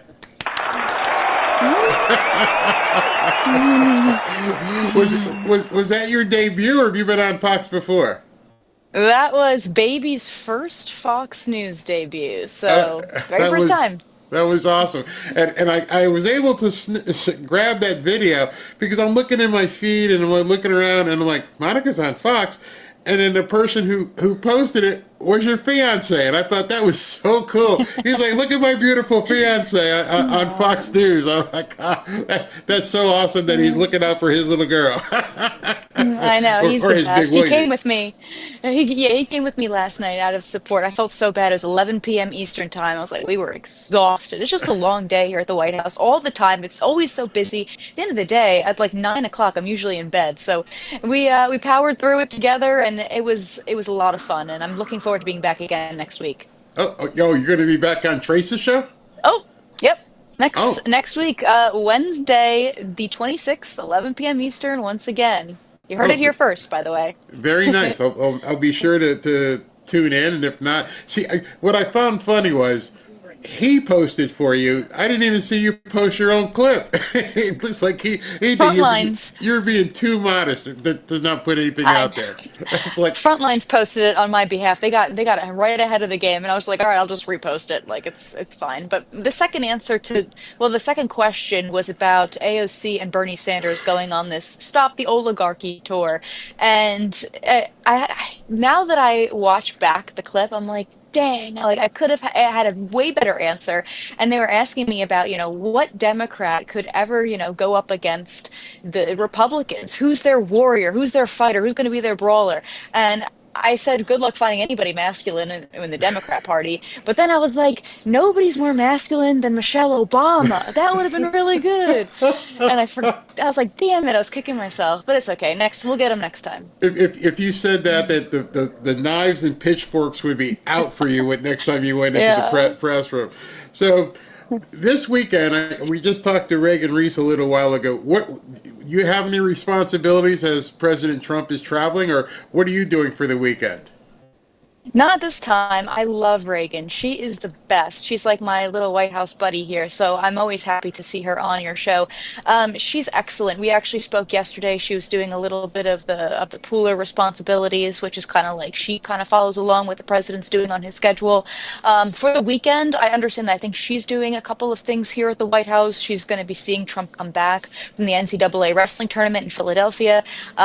Us here at Turning Point, I'm not going to be assuming any of those responsibilities just yet, but I am in the rotation apparently. I go back to the press office here at the White House and I just check in. I'm like, hey, do you need me this week or do you need me this weekend? Is there anything I can do to help you guys? And as of right now, it's looking like perhaps in the future, it's coming pretty soon. I know they got a lot of people they have to work through as far as this new rotation goes on this new media. So definitely keeping an eye out and ear to the ground on my the next responsibilities for sure. So we had Reagan on, and then we covered the press conference this afternoon. And same thing I said to her, I'll say to you. I don't want you to get into a position where people are going to get pissed off at you. But why does it seem like Peter Doocy hogs the microphone and just keeps going after question after question? Is that because President Trump lets him? Or, I mean, what's the answer to that? Yeah, well, unfortunately, he's still part of the mainstream media as well, but he's considered more friendly mainstream media. So I guess he gets a little bit more of an in. I know that even under the Biden administration, he was friendly with the Bidens. He was friendly with them. So, I mean, I'm always a little bit skeptical to kind of see some of the relationships here at the White House and how Peter Doocy is pretty friendly with CNN's Caitlin Collins. They kind of like buddy up together when it comes to certain events in the East Room, like, when foreign leaders come here and there's joint press conferences. It's always interesting to see some of the dynamics among some of the reporters. But I would say just because, he's one of the friendlier mainstream media outlets that he usually can get in at you can launch about 5 different questions at the president. Even in the press briefings, too. I'm like, when's my turn? Like, come on. So last week we watched President Trump sorry, that's my dog. We watched President Trump at the tarmac, and the woman had a boom mic and she popped him in the face with it. Whatever happened with her? Is she still allowed out there, or has she been banished? Well, she's been in hiding from what I understand. I mean, I haven't seen her here at the White House in particular, but a lot of, people on the right really went after her. And honestly, I know I did too. I posted about it. It's just extremely unprofessional, mistake or not. You shouldn't really be putting yourself in that position where you could be causing any sort of accident. I mean, I don't mean to get into extremes here, but God forbid there was something on that microphone Yeah. that was touching his face. Like, you don't know these, just don't know. And from what I understand, I knew some people who were on the travel pool with that specific employee, that specific audio person. They were traveling with the president. And from what I understand, what I overheard and what was told to me, that specific woman was apparently in tears. She was really upset. She was really beating herself up over it, and she knew she was getting a lot of hate. She knew this could potentially be the end of her career. I mean, it's a career-ending mistake. I personally just would never have done that. Like, even if it were, I just wouldn't put myself in that position where I'd be holding something that heavy that high up. Yeah. This equipment is heavy, and for someone as little as she is, it really makes for a disaster. So, I mean, I don't know. I wish her best of luck. I'm hoping that she's okay emotionally and mentally. It can't be an easy thing to go through right now. I don't know. I wouldn't think of it because I'm sure she got a quick visit too. They wanted to talk to her and see what was going on. Yeah. So let me ask you. When I had Reagan on, somebody said you didn't ask her this question. Let's go ahead and ask this question. Have you heard anything more about Greenland? Unfortunately, that hasn't been a topic of conversation here. Nobody's really asked about it. Perhaps it is due time to maybe ask about Greenland and revisit that conversation again. But I know that the NATO Secretary General, when he visited the White House, he had conversations with President Trump and, says that maybe there should be some talks behind the scenes that Greenland is on the table. We know that Greenland is rich in plenty of natural resources and really makes for strategic benefits, maybe for President Trump and the United States. So we'll see. I mean, I think President Trump is as serious as taking Greenland as he is as Canada being our 51st state. So there is some seriousness in there. I kind of believe that sometimes it's a little bit tongue in cheek, but ultimately nothing's impossible for President Trump. And we've seen.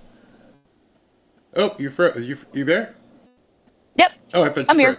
So what happened with, I talked to Reagan about it, but I saw you had posted about it too in regards to this whole New York Times thing with Elon getting Chinese secrets and all this kind of stuff. And I guess I wanted to take it a step further because is Elon traveling with President Trump to Philadelphia today? Is he living at the White House? Is it because of security? I mean, he seems like he's always there, which allows the press to continue to question what's going on. Is he there 24/7? I mean, valid questions. Unfortunately, we haven't seen him here on Pebble Beach, unfortunately. But from what I understand, I mean, Elon Musk has a huge role. He's got major shoes to fill, especially when you're cutting abuse, fraud, and waste from our federal government. There's a lot to go through. So I'm assuming that he's working with President Trump in overdrive. I know he does travel with the president quite often. I'm not entirely sure if he'll be going to the NCAA wrestling tournament tomorrow, but I know that he'll be with Clay Travis. I don't really know what that means as far as what his role will be necessarily this weekend. But Elon Musk spends a lot of time here. He's got a lot to go through. We know that he brought home our astronauts. We know that, so that just goes to show that he's not only just working on our federal government, but he's also working on maybe some other special projects that we aren't aware of, and that maybe will be brought to light sooner rather than later. So I'm interested to see what else he could be working on, but as of right now, we know that he spends a good amount of time here. I know he may be splitting his time between here and Mar-a-Lago. There was a running joke that I had heard when President Trump was in Mar-a-Lago. They were like, does this guy ever leave? It's almost as if Elon Musk is living at Mar-a-Lago. But I think it's funny. I think it's cute. I think it's sweet, especially since he has this little kid with him too. It just goes to show that this White House is very pro-family and promotes, family dynamics here at the White House. But from what I understand, Elon Musk is doing a fantastic job, and it's really a shame that the mainstream media and a lot of these Democrats are brutally attacking him for just doing his job. No, it's crazy. And the other part in terms of attacking is I've noticed in the press briefings lately, I don't know if it's a new narrative in the media, but they're trying to say that these people who have been deported, how do you know that they're violent people? How do you know? Well, number one, they're not supposed to be here. That's first off the bat, they're not supposed to be here. Why do you think it is that the media, most of the media, is working overdrive to support people who aren't supposed to even be here, including these violent people? I mean, your guess is just as good as mine, Barry. I mean, I remember when the question was asked in the briefing room, it was this woman who's pregnant and she was asking, she's a reporter, she had a seat in the briefing room. She asked the press secretary, she was like questioning about the conditions in which these violent gang members of Tren de Aragua are staying in. Excuse me, I mean, would you want these people in your neighborhoods? I mean, would you take a look at what they've done to our own American women, brutally killed, raped, murdered these Americans. And now these families have to live with this tragedy for the rest of their lives. Could you imagine if that was your child who was subject to the violent murder or the brutal killing? I mean, you would never live with yourself for the rest of your life. And I even brought up to a couple of my colleagues here, I'm like, I would love for this administration to bring in some members of MS-13 into the briefing room in their orange jumpsuits and shackles and handcuffs and say, do you want these people as your neighbors? Okay, you want them living in more humane conditions? Why don't you open your front door and allow them to live with you, among your families, if you're that concerned? It's really baffling. It feels like we're living in like the Twilight Zone sometimes. And it's interesting because it's like the constant questioning, and Caroline Levitt has to continuously answer the same questions over and over. Like, let's be real, these are violent terrorists. They are federally designated terrorists, Tren de Aragua. So, I mean, your guess is just as good as mine. I would really love for these reporters to get a wake-up call at some point. It's almost as if, and I said this to Reagan, like somebody is feeding them these questions, because when I hear you or Reagan, and there's a couple other people who ask what I consider pertinent questions that Americans want to hear, it's not often that you have access to the president, and those of us outside here watching the press conferences, we hide our face because that's the stupidest question I've ever heard. Why would you even ask that question? Instead of things like, what's going on with these rogue judges? Give her an opportunity. Now, obviously, the DOJ and FBI and whatever else is happening behind the scenes, they're not going to give you operational information in that regard. But why does it not seem that most of the press isn't digging into what these judges are doing? I mean, they should be doing their jobs, these reporters. It's their jobs as reporters. And we heard Carolyn even say that to Caitlin Collins. Why aren't you looking into it? Yeah. And it's interesting because I don't think they want to put in the work. I don't think that they want to face the facts that they're on the wrong side of history, they're on the wrong side of the argument, and that these judges are corrupt. I mean, even if you just follow the money, you don't even have to look at their actions. Just look at what they're doing in their personal life, funneling money to Act Blue, these Democrat organizations. They've been actively working against President Trump. And I said it last night on Fox News. They think that they can put on a black robe and they supersede the executive branch. That's not how this works. And to say, to think Judge Boasberg, to be like, turn that plane around. Who do you think you are? Turn the plane around. Excuse me? This is a plane full of Tren de Aragua federally designated terrorists. And what are you going to do with them? Set them loose again? So, I mean, the question, and President Trump addressed this, the question should be asked, was it legal for Joe Biden to just open our southern border and let all these people in? I mean, that's the question that they should really be asking themselves. It's a shame. There was I don't know if you had time because you might have been busy, but another judge's order came out, and this judge's order, basically he wants to take control of USAID, and he's not going to allow the Trump administration to put in their own people. And so it almost appears, and I'm wondering if you're hearing anything into this regard, that these judges are trying to push President Trump to do something that they can then say, look, see, he's being X, Y, and Z, almost being a coup. Because I don't think any of this stuff is going to ever take hold in the Supreme Court, but it's slowing him down. Is there any talk about Trump ignoring this stuff and just moving forward anyway? It sounds like he just plans to do just that. I mean, you raise a really great point because, I mean, not only are they trying to stunt, the growth of trying to make America great again, and safe, but I mean, you raise a great point. There's no excuse for what we're seeing here. It's absolutely mind-blowing. and unfortunately, we really haven't been hearing much of that. I mean, if anybody knows the court system well, it's President Trump. He knows the courts in and out. He's been through this so many times, and every time he comes out scot-free. He has a mandate to fulfill that 77 million Americans voted for, and he plans to continue doing what he has to do, signing executive orders, trying to get congressional support, whether that's, trying to convince the Congress to pass some of these executive orders. And I don't think he's going to let these judges get in the way. What needs to be done, I would like to see the federal investigation into these judges. I'd like to see, perhaps what exactly they're being fed, what kind of information they're being fed, who's talking to them.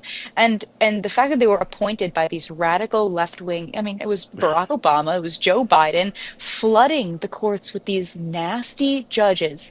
It's unbelievable. There needs to be a serious overhaul. And President Trump signed the executive order to end the weaponization of federal government. He should end the weaponization of the judicial branch because this is getting out of hand. well, Caroline Leavitt was asked a question, and when she answered the question, nobody followed up with what I would have been the follow-up question. The answer she said is that we are most assuredly going to continue with the deportations, even after the judge said no. So my question would have been, well, how are you going to do that if you were told not to do it? Has anybody thought about asking that? Or is it, I mean, because she said it, we're going to keep going. How are they going to keep going?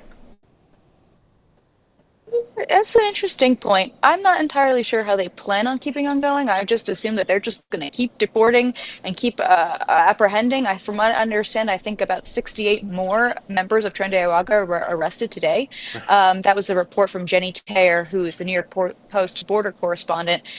So they're still doing what they have to do. I mean, if anything, I don't know if President Trump can institute kind of like, I mean, I think he already did an emergency declaration that this needs to be done because we're under attack by these people. We've been under attack for the last 4 years. So this is what President Trump is trying to do, is reverse everything that has been done under the last 4 years.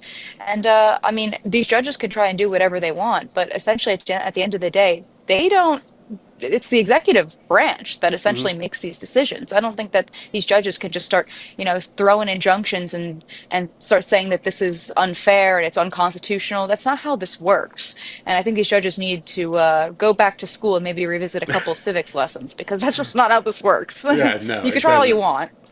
Any information? We heard a blurb. It was on Fox, actually, about the Congolese president saying, hey, come here, we got $24 trillion in minerals here, come do a deal here. Has there been any further discussion that you've heard in regards to what, if anything, the Congo could offer?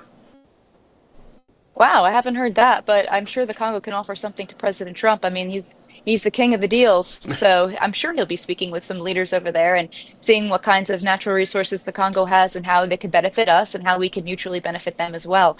I know that a deal has been made overseas with Ukraine too, as far as putting, not boots on the ground, but essentially a security, guarantee if Americans run the power grids over there. So an attack on those power grids from Russia would be an attack on Americans, essentially. So maybe President Trump can do something similar. So, provide some kind of security to the Congo, maybe exchange some natural resources that can be beneficial to us. That could be something that we may hear from and may hear about next week. How close to getting a deal done with Ukraine and Russia would you perceive? Are we? I think we're baby stepping, inching very, very close to something that is official on paper. President Trump, of course, we know, spoke to both Vladimir Putin and Zelensky. Just this week alone, he was kind of the middleman in mediating these conversations, which is fantastic. But it's been, little by little. I mean, it seems like it's going in the right direction, which is always good news. Okay. So I think we'll see. Hopefully we can see something soon. Last question for you. Actually, two questions. One, in regards to everything that we're seeing with Tesla violence and what's planned next week, and they're being very open about, hey, we're going to do this stuff. We're going to protest. And Reagan said that she had heard that there was some DOJ mobilization, possibly some FBI. Are you hearing the same? What are they going to do to make sure this thing just doesn't go crazy next weekend? Yeah, given that we've already seen, the chargings of 3 of these terrorists so far, domestic terrorists at that, because let's call them what they are, where they're not just, people who are protesting. They're terrorists. They're instilling fear in the American people for either purchasing a Tesla, looking at a Tesla any certain kind of way, or even thinking about a Tesla. This is what these people do. But the fact that, Pam Bondi and the DOJ are actually working to hold people accountable is a positive step in the right direction. I assume that we'll be seeing more of this in the coming weeks, because this isn't going to slow down. And what I think is interesting about these protests, Barry, that I think is interesting is that, when Republicans don't agree on something or the politics of a certain brand, we just take our money elsewhere. We'll say, okay, we're not going to buy that. When Target starts selling dresses for boys, or when Ben and Jerry's starts inputting their thoughts on politics, or when a man in a dress starts selling beer, we're like, okay, this is not what we stand for. We're just going to, take our money elsewhere. They decide to burn, loot, riot, deface, really just deface everything and destroy everything, which is such a shame. This is why we can't have nice things, Barry. So it'll definitely be interesting to see how things move forward here. But essentially, look at who Elon Musk is. These are American-made cars that not only Republicans own, but Democrats own them too. And they're American made. This is a legal immigrant who has worked hard, just trying to make a living, and he wants just to make this country great again, and he brought home the astronauts. I mean, I don't understand what the problem is, but these people are criminally and mentally insane. Exactly. I think that's the concluding point. They're obviously not well upstairs, and the left media keeps continuing to, advocate and push for them to do some stuff. So I'm going to write it down so I know. When are you on Trace's show next week? March 26th, 11 p.m. Eastern time. That's a Wednesday night. So either record it if you'll be sleeping, because I'm sleeping by that time, but I'll definitely be on then too. I'm going to tell people to watch it live, so so Fox sees the ratings and they know they need to bring Monica back on. and good luck I with like that. it, Barry. Yeah, love it. Thank you so much. Have a great weekend. Thank you very much. You too, Barry. Thank Bye-bye. you again, as always. I appreciate it. Bye. All right, everybody, that was Monica Paige, and I'm going to do a changeover real quick and be 90 seconds. Welcome back to Fanfare with Barry Cunningham. All right, so in this last segment, I want to go ahead and show you. Let me talk about Monica for a second. I just love that she takes the time to come on here. It's awesome. Hope you guys will follow her on X. And also, I'll post something next week so you know when she appears on television. Push these two young ladies, Reagan and Monica. These are people who are up and coming on the right. And they deserve our attention because they want to be the difference to the Caitlin Collins and those idiots that you see from CNN and Yamiche and El Sindor and all these people who do nothing but batter Caroline Levitt. These two young ladies have an aspiring career, and I just want to see them succeed as much as possible. So this last section, let me just go, not a golfer, you fish or you golf, if you're retired or divorced, you may do both. I saw that. That is so funny. That is so funny. All right, in this last section that I'm going to cover today, before get out of here for tonight, Stephen A. Smith has been trying to posture himself as a political commentator.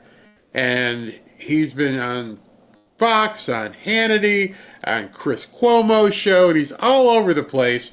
And then the other day, he decided he was going to jump up on ESPN because of DEI stuff and openly challenge President Trump and J.D. Vance to a debate. And I'm thinking to myself, why would they debate you? You're a sportscaster, dude. And you're coming across as a squirrel who's trying to get a nut. We know you want to climb the ladder. You just signed another $100+ million contract on ESPN. Salute. I have no problem with people making money, but he's trying to move over into the political realm and kind of straddle the fence. And I think you lose. No, you do lose when you stick up for this DEI crap. I'm done with it. Done. Let's take a listen. I don't think it was an honest mistake at all. A matter of fact, I think that there's a few things, not many, not all, but there's a few things this present administration is not being honest about, and we have to call it like we see it. You know, there's this effort, this concerted effort to eradicate DEI, as we all know. And one of the things is you've seen me, Molly, talking about politics. This subject intertwines politics and sports. So if we want to go there, let's go there. You know, they want to eradicate DEI programs and what have you. And what I've said to folks, particularly on the side of the GOP, is very, very simple.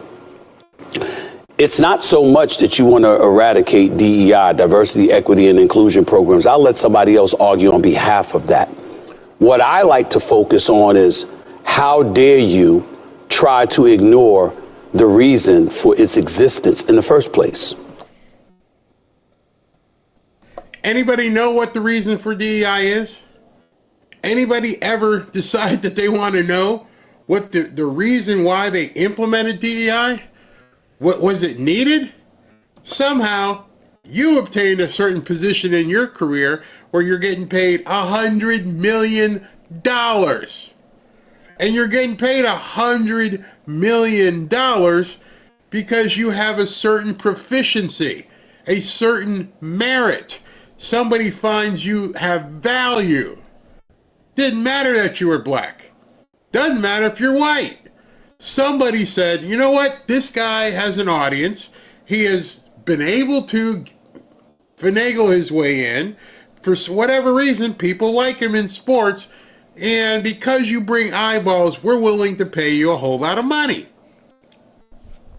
I got sponsors. I have sponsors that are willing to pay me. Not because of the melanin in my skin, but because they can look at numbers. Hey, this might be worthwhile. Think we can do a deal with this guy? On a much smaller scale, it's the same thing. It's not about black or white. It doesn't matter. It's merit. It's performance. It's bringing it every single day, even when you can't talk because you're sick.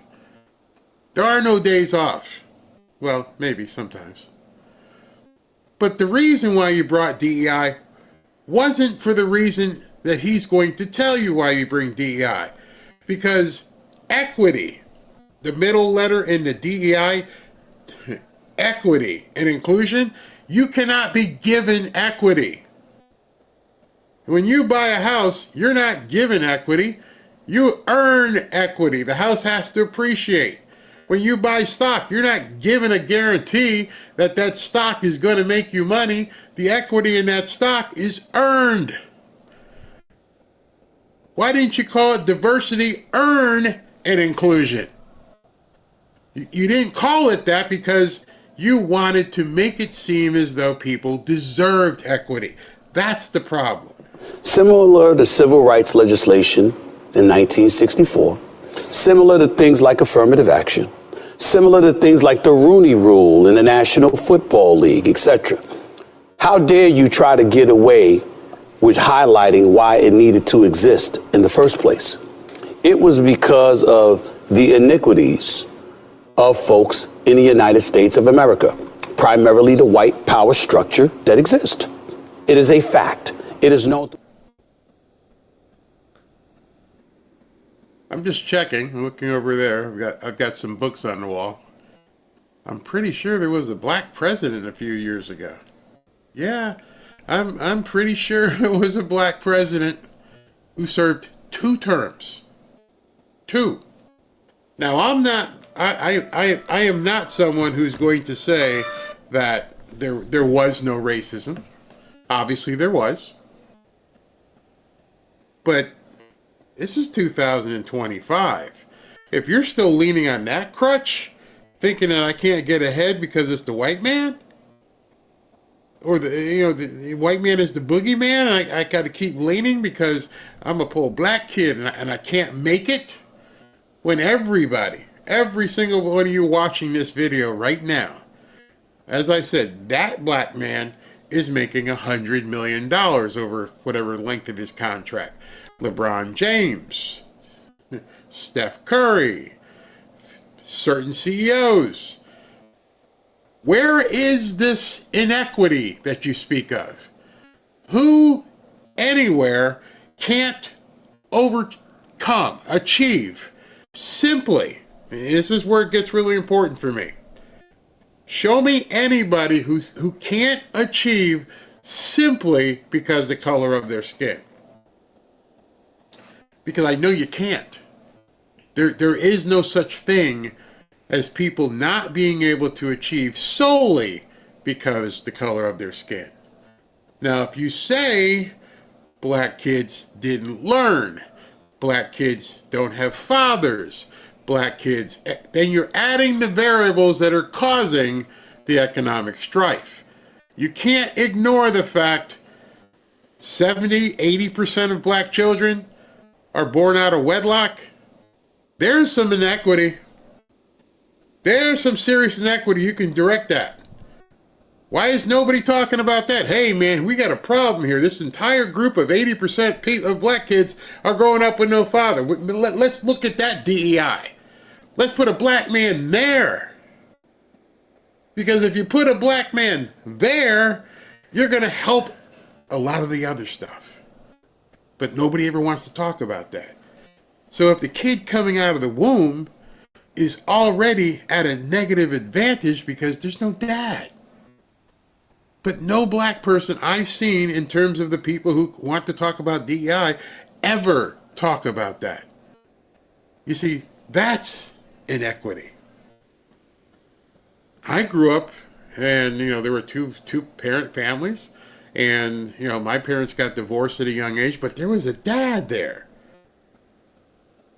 Can you imagine a racial component in America where 80% of the babies born have no fathers in the home, and then you want to blame that on white people? That's why I got no patience. Throughout history, that it is a fact.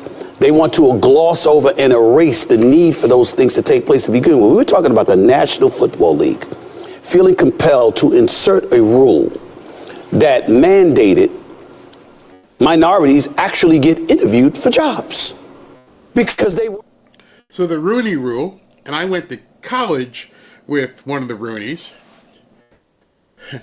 The NFL felt they had to do it because the players were complaining. Because the players were complaining that there weren't enough black coaches.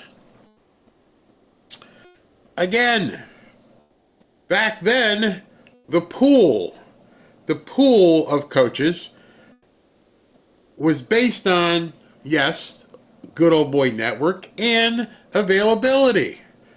But nobody wants to talk about that. And now what's happening is worse.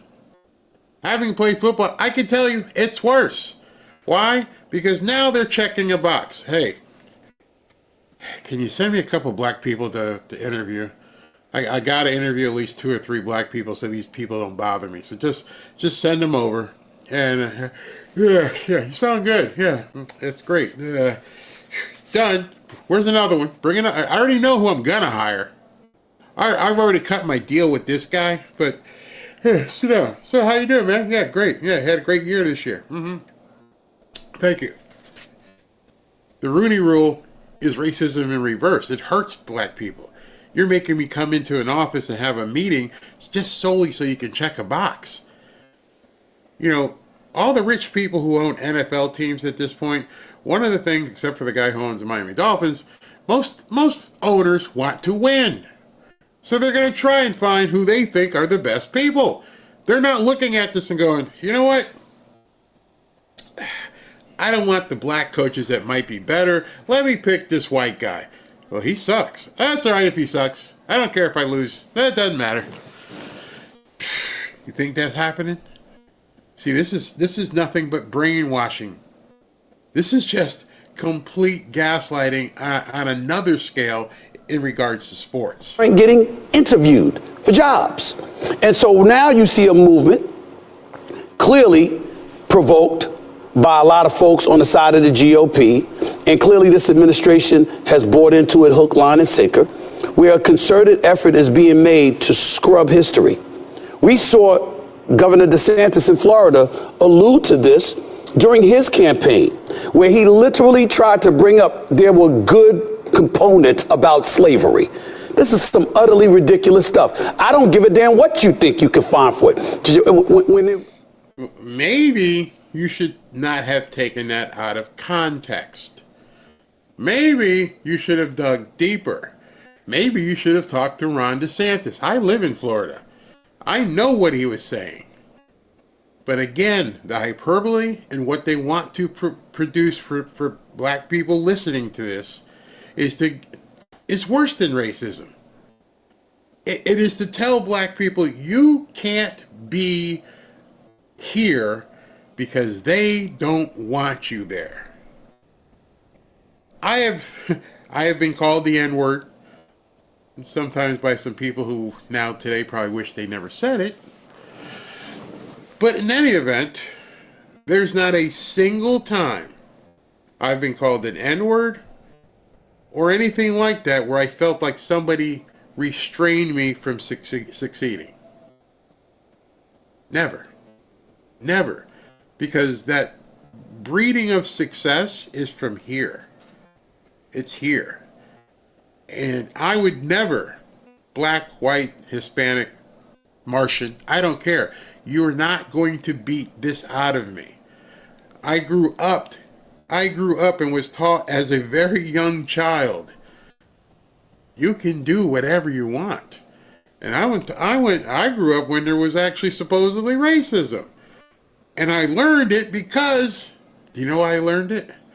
Because I watched my Jamaican newly immigrant father open a construction company and get $1 million contracts back then. And I thought to myself, this bro can do it. I can do it. And the only reason I had that was because he did it. He was there. Even when they got divorced, I could see his name in the papers. First black man to make this kind of contract. First black man to do this. Blah, blah, blah. And I thought to myself, he don't feel that way. He thinks he got it.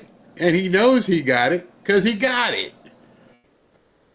And so I look at this stuff for the last 40 years and I laugh at it because I'm like, do you know what my dad did back in 1966 and 68?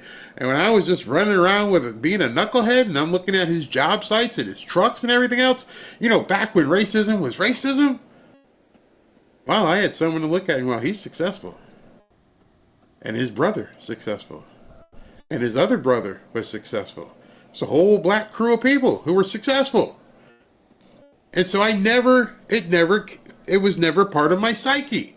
It was never something I had to wonder, can I do it even though I'm black? No.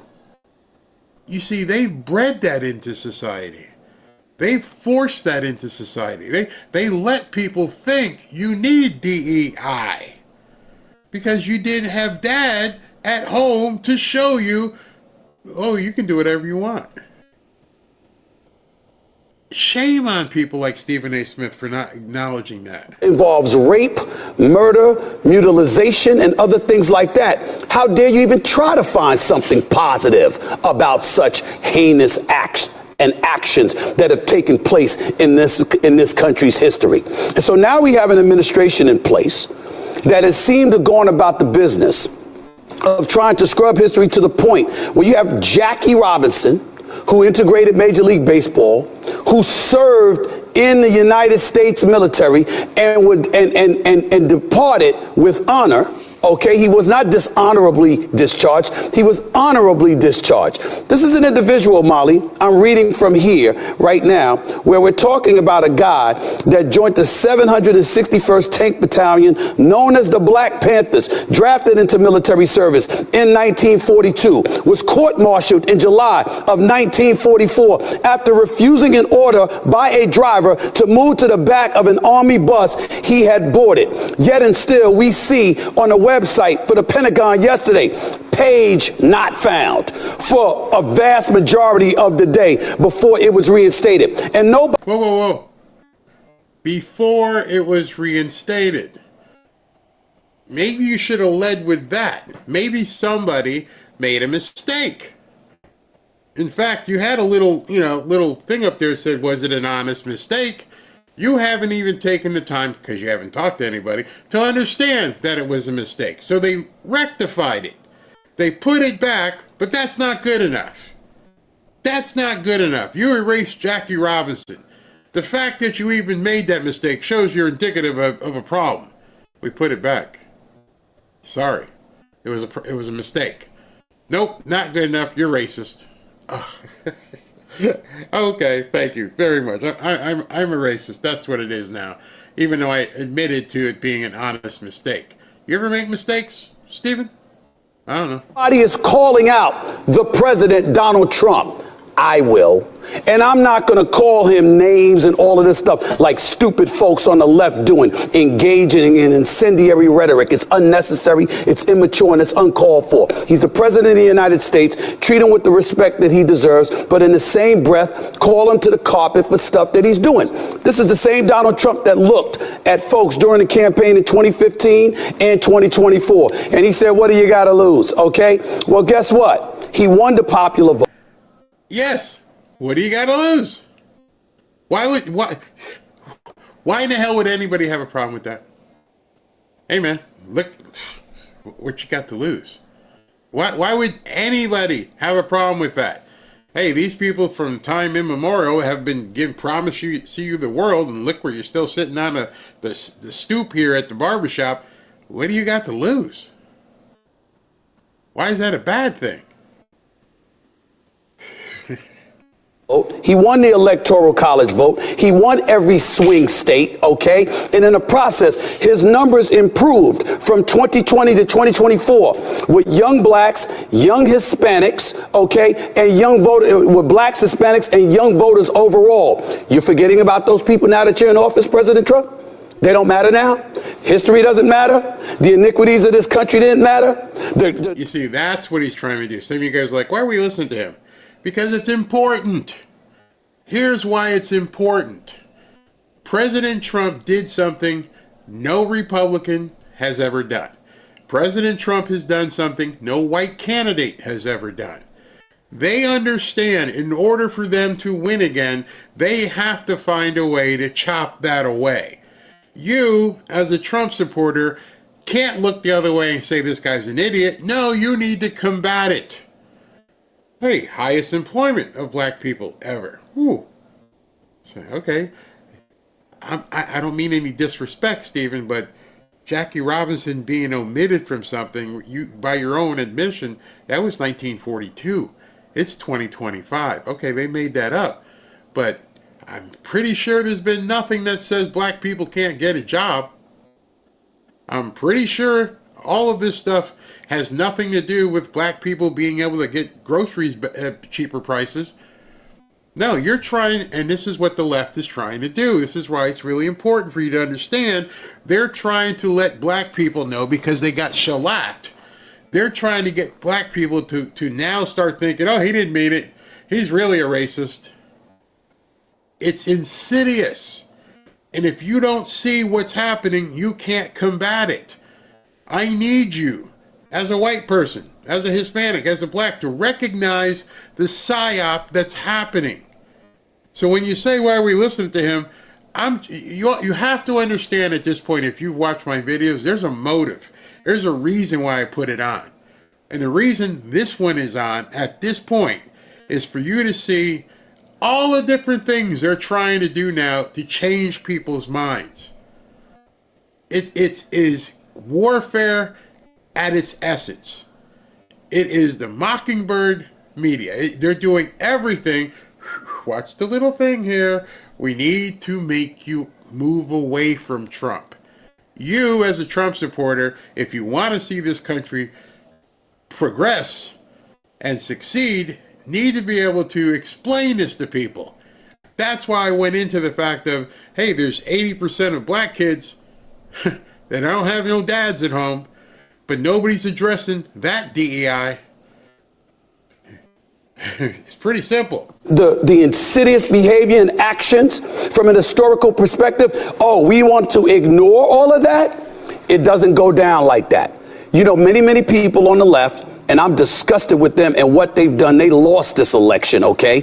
And they have nobody but themselves to blame because they prioritized things they didn't need to prioritize. But even in the midst of saying all of that, one has to acknowledge that when you look at the actions of this administration and you're talking about DEI, diversity, equity, and inclusion, and you're equating that with black people, and you're using words like unqualified. Remember, he blamed DEI when a plane crashed in the immediate aftermath of the plane crash in D.C., colliding with the helicopter, where lives were lost. The first words that came out of President Trump's mouth was DEI. What evidence do you have, President Trump? He had none. Admitted he had none, but still. So, Stephen, you've gone on for like 5 minutes.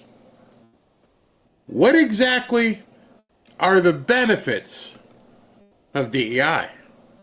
Why do we need DEI? Democrats won't tell you that. They just mouth off about DEI. Oh, you're trying to remove DEI, diversity, equity, and inclusion. Well, how? How would you in 2025 remove diversity and inclusion? You can't. Because if someone is worth their mettle, METTLE, if they're worth their mettle, they are going to rise. The competitiveness of the workplace is no longer like it was in 1965. People have to answer to stockholders. People want to make money. As long as people want to make money, you're going to hire the best. Now, the equity part, that's a losing conversation. And that's the conversation that they really mean. They want to take what's yours and give it to somebody else, which is what Kamala Harris said. But nobody wants to call these people out for what they're saying. You don't get equity. You earn equity. It's that simple. Lent itself to DEI. Pete Hegseth is the head of the Defense Department. He has served our country with honor. I am not trying to knock him or denigrate him in any way. We got to root for our elected politicians or the people that they assign to departments and wish them nothing but the best in America's best interest. But the fact of the matter is, how is he not DEI? He was a soldier. And then he was a host on Fox News on the weekends. And he goes from that to being the head of a Defense Department that oversees more than 3.5 million people. How in the hell do you go from being a weekend host to being the head of over 3.5 million people for the He obviously hasn't turned around or somewhere in his office, I don't know, doesn't have a picture of Obama somewhere. You would think, and see, Democrats only exist because they have very short memories. How did Obama become president? What were Obama's qualifications for being a president? You want to explain that one to me? Obama was a community organizer. It's the only job people could ever find. He was a community organizer. Then he was a state senator in Illinois. And then he became president. Now, you just mentioned that Pete Hegseth is in charge of 3 million employees, but you didn't mention that Barack Obama, with no experience, none, not even, he didn't even fight any wars, none, became commander-in-chief of that very same army that you're saying that Pete Hegseth is not qualified to be in. Let me take it a step further. Kamala Harris was a prosecutor and then a senator. But you were okay with her possibly being the commander-in-chief of the biggest army that we have, the same numbers that you said Pete Hegseth isn't qualified for. Y'all don't make any sense. And unless there's people to call you out on this, it just gets said to black people all over the place when it doesn't matter.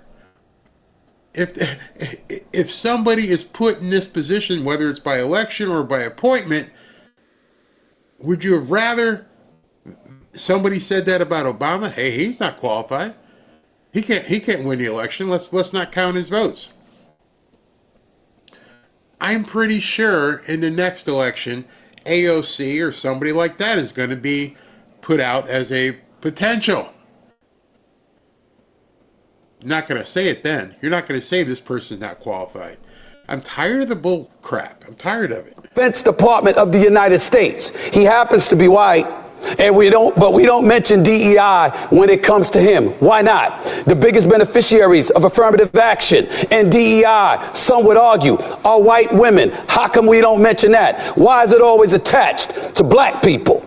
This is the kind of stuff that we're asking ourselves. And on a day like today, it gives us more credence to ask that question because of what happened with Jackie Robinson, who served in our military, drafted, served our country. And for hours upon hours in a day, his stuff was scrubbed. And we're supposed to believe that's accidental. We were born at night, Molly, some of us anyway. Not last night. I'm sure you'll have. Not last night. Okay.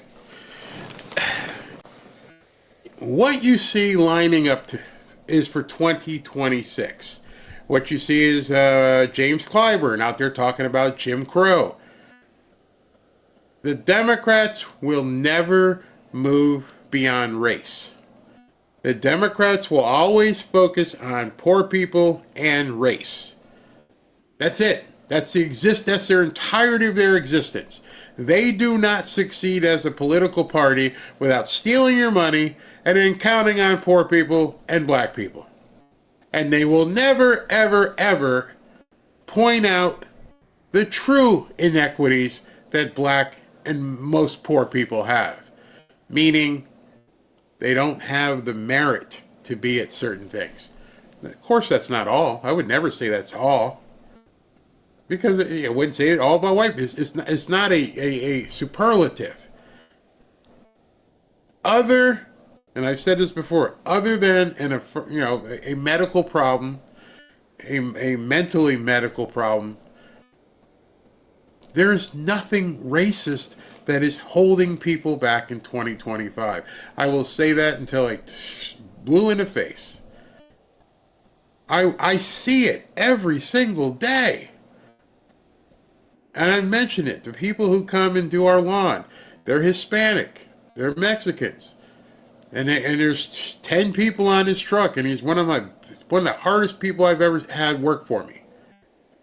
And he keeps telling me, I'm like, dude, you got a new truck? Yeah, I got a new truck. Yes, new truck. So things must be good. Yeah, I picked up some more accounts. Got the golf course. Okay. What's stopping him? By what Stephen A. Smith says, he should be broke and shouldn't be making any money.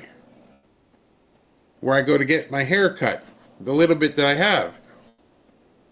And I've told you this story. A woman, and she decided she was going to open up her own business because she had built a clientele. She's black and she's gay. What's stopping her? You see, what happens is, when black people step off that plantation that the Democrats want them on, when they realize race is no longer something to even consider as an impediment, that's where we come in. That's where we come in and say, hey, listen, ignore this stuff. You want it? Find someone who can show you how to get it. Find someone who's willing to this morning was a true story. This morning, when I was talking about the Defense Department and Lockheed Martin, their stock was down, and what was the other stock? Tesla was up, and Boeing went up. Somebody emailed me in between shows and said, I don't know why you're talking about this. Most of us can't afford it.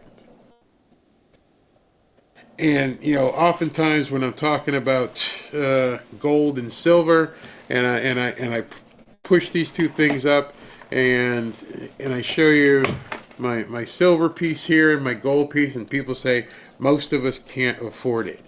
That's why I always give the asterisk. I understand if you're disabled, on a fixed income and things of that nature.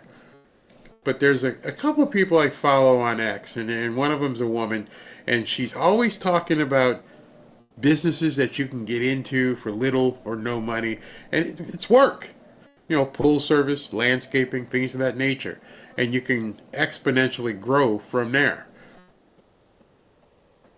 None of them say blacks need not try this. So I'm not talking about everybody buying stock. I'm not talking about everybody buying gold. And I'm not talking about everybody buying real estate. But there's something you could do. And I know 100% there are no racial barriers. That's the point I want to make. I'm so sick of it in 2025. I've had it to hear with people leaning on the fact, oh, I couldn't do it because I'm black. I need equity. Oh, I can't. And I'm tired of people like Stephen A. Smith trying to keep that cross on his shoulder to prove to people, hey, the white man is, they're the ones you can't do it. That's why. Not in 2025. In 2025, if you're a young person and you can't get it done, you look in the mirror. Look in the mirror, because that's the person that's keeping you down. Not the white guy, not the white woman. It ain't the man. It's you. It's you. You just saw the thing we did with Laura Ingraham. And Scott Dissent is the Secretary of the Treasury. And he's sitting next to some dude in a black t-shirt who can write code. Doing very well. Working on government. Very well could have been a black person sitting there. Nobody's stopping you. I do not have sympathy and I do not have empathy for anyone who says it's their race that's keeping them in a certain place. It's not true. So Stephen A. Smith, you're wrong, bro. You're wrong, and you're pandering. You're pandering for the Democrats. It sucks. Love the true common sense teaching, Barry. It is so ingrained in my psyche. Having played Little League and in football, dude, hey, you're good enough, you're going to play. You're good enough, you're going to get this, you're going to get that. But the pre-qualification, the prerequisite is good enough. And it doesn't matter what color you are. It doesn't matter what gender you are. Are you good enough? And I would just love for people just to change the t-shirt and take the word equity out and said diversity, earning inclusion. Because if you can make it and if you have and you earn it, guess what? You're going to force the diversity and the inclusion. You ever think about it that way? Think about what I just said. If you're good enough and you're black, you're forcing the diversity and the inclusion. Because you're there. Hey, man. How you doing? Well, I'm black. Hey, white guy. Hey, other white guy. Hey, fellow white guy. I'm black. I just forced myself up to the front row. You know why? Because I'm good. I didn't need to have the E mean equity. Just let me earn it. Move out the way. Let me run with these people. If I can run with these people, I'll get my own performance and meritorious, deserving, whatever I want to do. And now I'm included and we're diverse. Imagine that.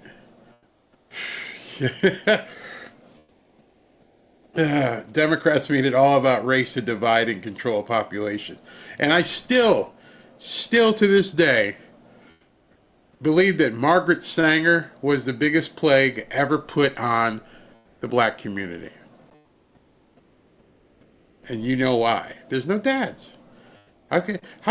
Just think to yourself, next time you hear a Stephen A. Smith or any of them start talking about, DEI and, black people, you want to address this? You want to address this, that there's 80% wedlock? Nobody? Nope. None of you politicians want to talk about that, huh? That's the problem in the black community. And until somebody steps up, number one, we'll still be paying for it, and Democrats will still be taking advantage of it. What's to say? Stephen A. is a radical guy who's very closed-minded. No, Stephen A. is a marketer. Stephen A. knows at this point, whatever aspirations he wants to do, he needs to have that group of people behind him. He reads demographics. He understands his audience. He looks at the chart. Okay, so these are the people that allow me to make $100 million contract. So I got to make sure these people are okay. They're happy. And they're happy because I'm talking about the white man. He ain't fooling anybody.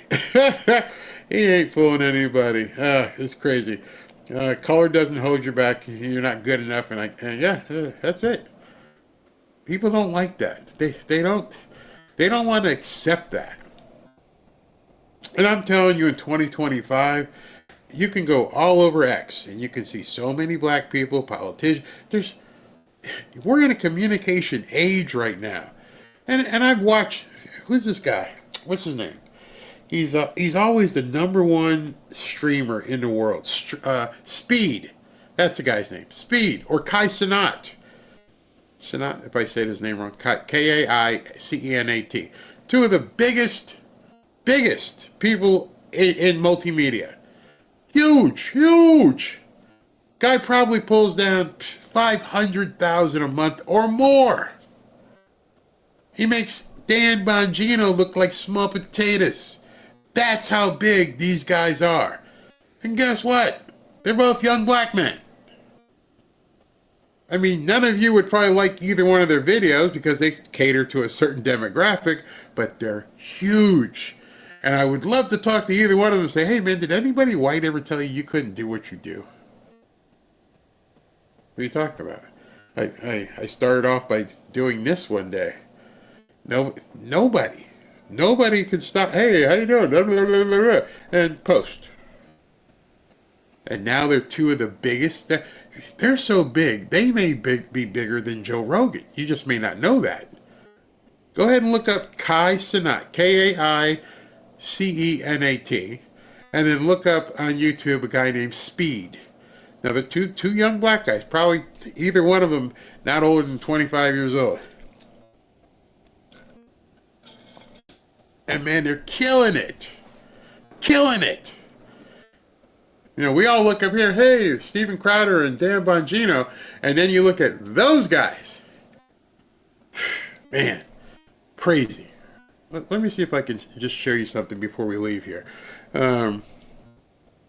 It's just to show it to you, because you may not know who these people are, but it makes Stephen A. Smith just look even stupider. Let's see here. I'm looking for the world thing. That's news. Let's see here. Steven Crowder was #1. He didn't post yesterday. That's why. Okay, he didn't post yesterday. But Kai Cenat is just, he's an absolute. Here's one. This is from a couple days ago. And this right here, I Show Speed. He's a Twitcher. And Kai Cenat didn't do anything that day. But they're huge. They're absolutely monsters. Absolute monsters. And nobody says anything. Here we go. And just so you can see these numbers, okay? There it is right there. This guy's name is Kai Cenat. And he did this. These are concurrent live view. How many people are watching at one time? And he regularly has more than the guys behind him. And that's 139,000 concurrent, 121, 104. You know these two names, but you probably didn't know that guy. Probably didn't know him. He's huge. Absolutely huge. All right, so let me go ahead and what happened here? That didn't work. Wait. I'm just looking at something here. Make sure. I'm trying to get to the super chats, but I can't get YouTube to load, so I can pull those numbers down. Let me just do it this way. All right, so I can do it this way. Great. All right, so Now I've got this here. So tomorrow, I guess it worked today. Worked well, where I posted in advance that where I was going to post, what time and everything, so everybody could see it. I heard of him, Barry. Thanks, Toy. Where's Benny? Benny's on there. He's probably on the list, but he's probably down further than the big guys are. Let's see here. Terrence Williams, pancake guy. Yep, nobody. All these people. It's crazy. Hodge twins, they do very well. Big numbers. So it's just very weird how people want to rely on this DEI stuff. Crazy, absolutely crazy, and it just makes me sick because it's a crutch, and it's a tool to keep people in a certain mindset, straight up certain mindset. It's disgusting as far as I'm concerned, because I don't think people should fall into that crap, because and especially somebody making $100 million over X amount of years, especially somebody like that. It's like, come on, bro. You know what you're saying is BS. You know it going in. All right, so let me do some let me do this first. Hey, if you'd like to join 15,000 plus fellow patriots on X in our private X/Twitter group, go to fanfareshop.org/group. Just put in that URL in your browser. It'll take you right to our private group on X. Love to see you there. Let's share some content. And if you'd like to win a hoodie, or rather if you'd like to enter to win a hoodie, go to fanfareshop.org, and register to win a Trump hoodie. Welcome back to Fanfare with Barry Cunningham. Alrighty, so let's go ahead and do this. First and foremost, wooey. Mike Patel, thank you very, very much. Keep giving them hell, Barry. Love you, man, and you're doing the Lord's work. Mike Patel, double salute. A double salute and a hand clap. You rock, brother. You rock. Thank you very, very much. That's amazing. Absolutely amazing. Larry Sandell from Canada. Thanks, Barry, for delivering the news. You're most welcome. Demon of Cybertron. Barry, how the hell do regular people have more advanced hardware in our personal computer than we get in our local Best Buy, and the IRS doesn't? That's intentional. But again, on the intake side, they don't seem to have much of a problem whatsoever. Demon of Cybertron again. Barry and AOC were hosted yesterday by Hassan Piker Uger's nephew. He's the biggest terrorist sympathizer on Twitch. Laura Gray, I'm terrified they'd take my dogs out. Yeah, exactly. She's talking about being swatted. Captain Danny Barrow, God, family, and America first. This is the way. Absolutely. Tilly, Barry, you listened to the song I posted a day or so ago, Man in the Sky by Tom McDonald. No, I haven't, but you know what? I'm going to put it right here so I don't forget. Let me write it down. Man in the Sky. And I also love to interview Tom McDonald. Beaten Cheeks. 64% of black men are single, childless, and in middle class. 64%. 16% of black men make 80% of the children. Yikes. Oh my God. Are you serious? That's absolutely crazy. March Madness. Yeah, that's coming up. Actually, it started tonight. Last night it started. And Born on the 4th, leftists like using oppression to maintain power. They have to. They all have to do that. They have to do it. It's ingrained in the Democrats because everybody needs the boogeyman under the bed. That's exactly what they do. That everybody needs a boogeyman under the bed. All right, so I'm going to get out of here. I hope you guys all can make it tomorrow. We're going to have a good show tomorrow. And talk to you guys probably about 5 p.m. tomorrow. Thank you very much.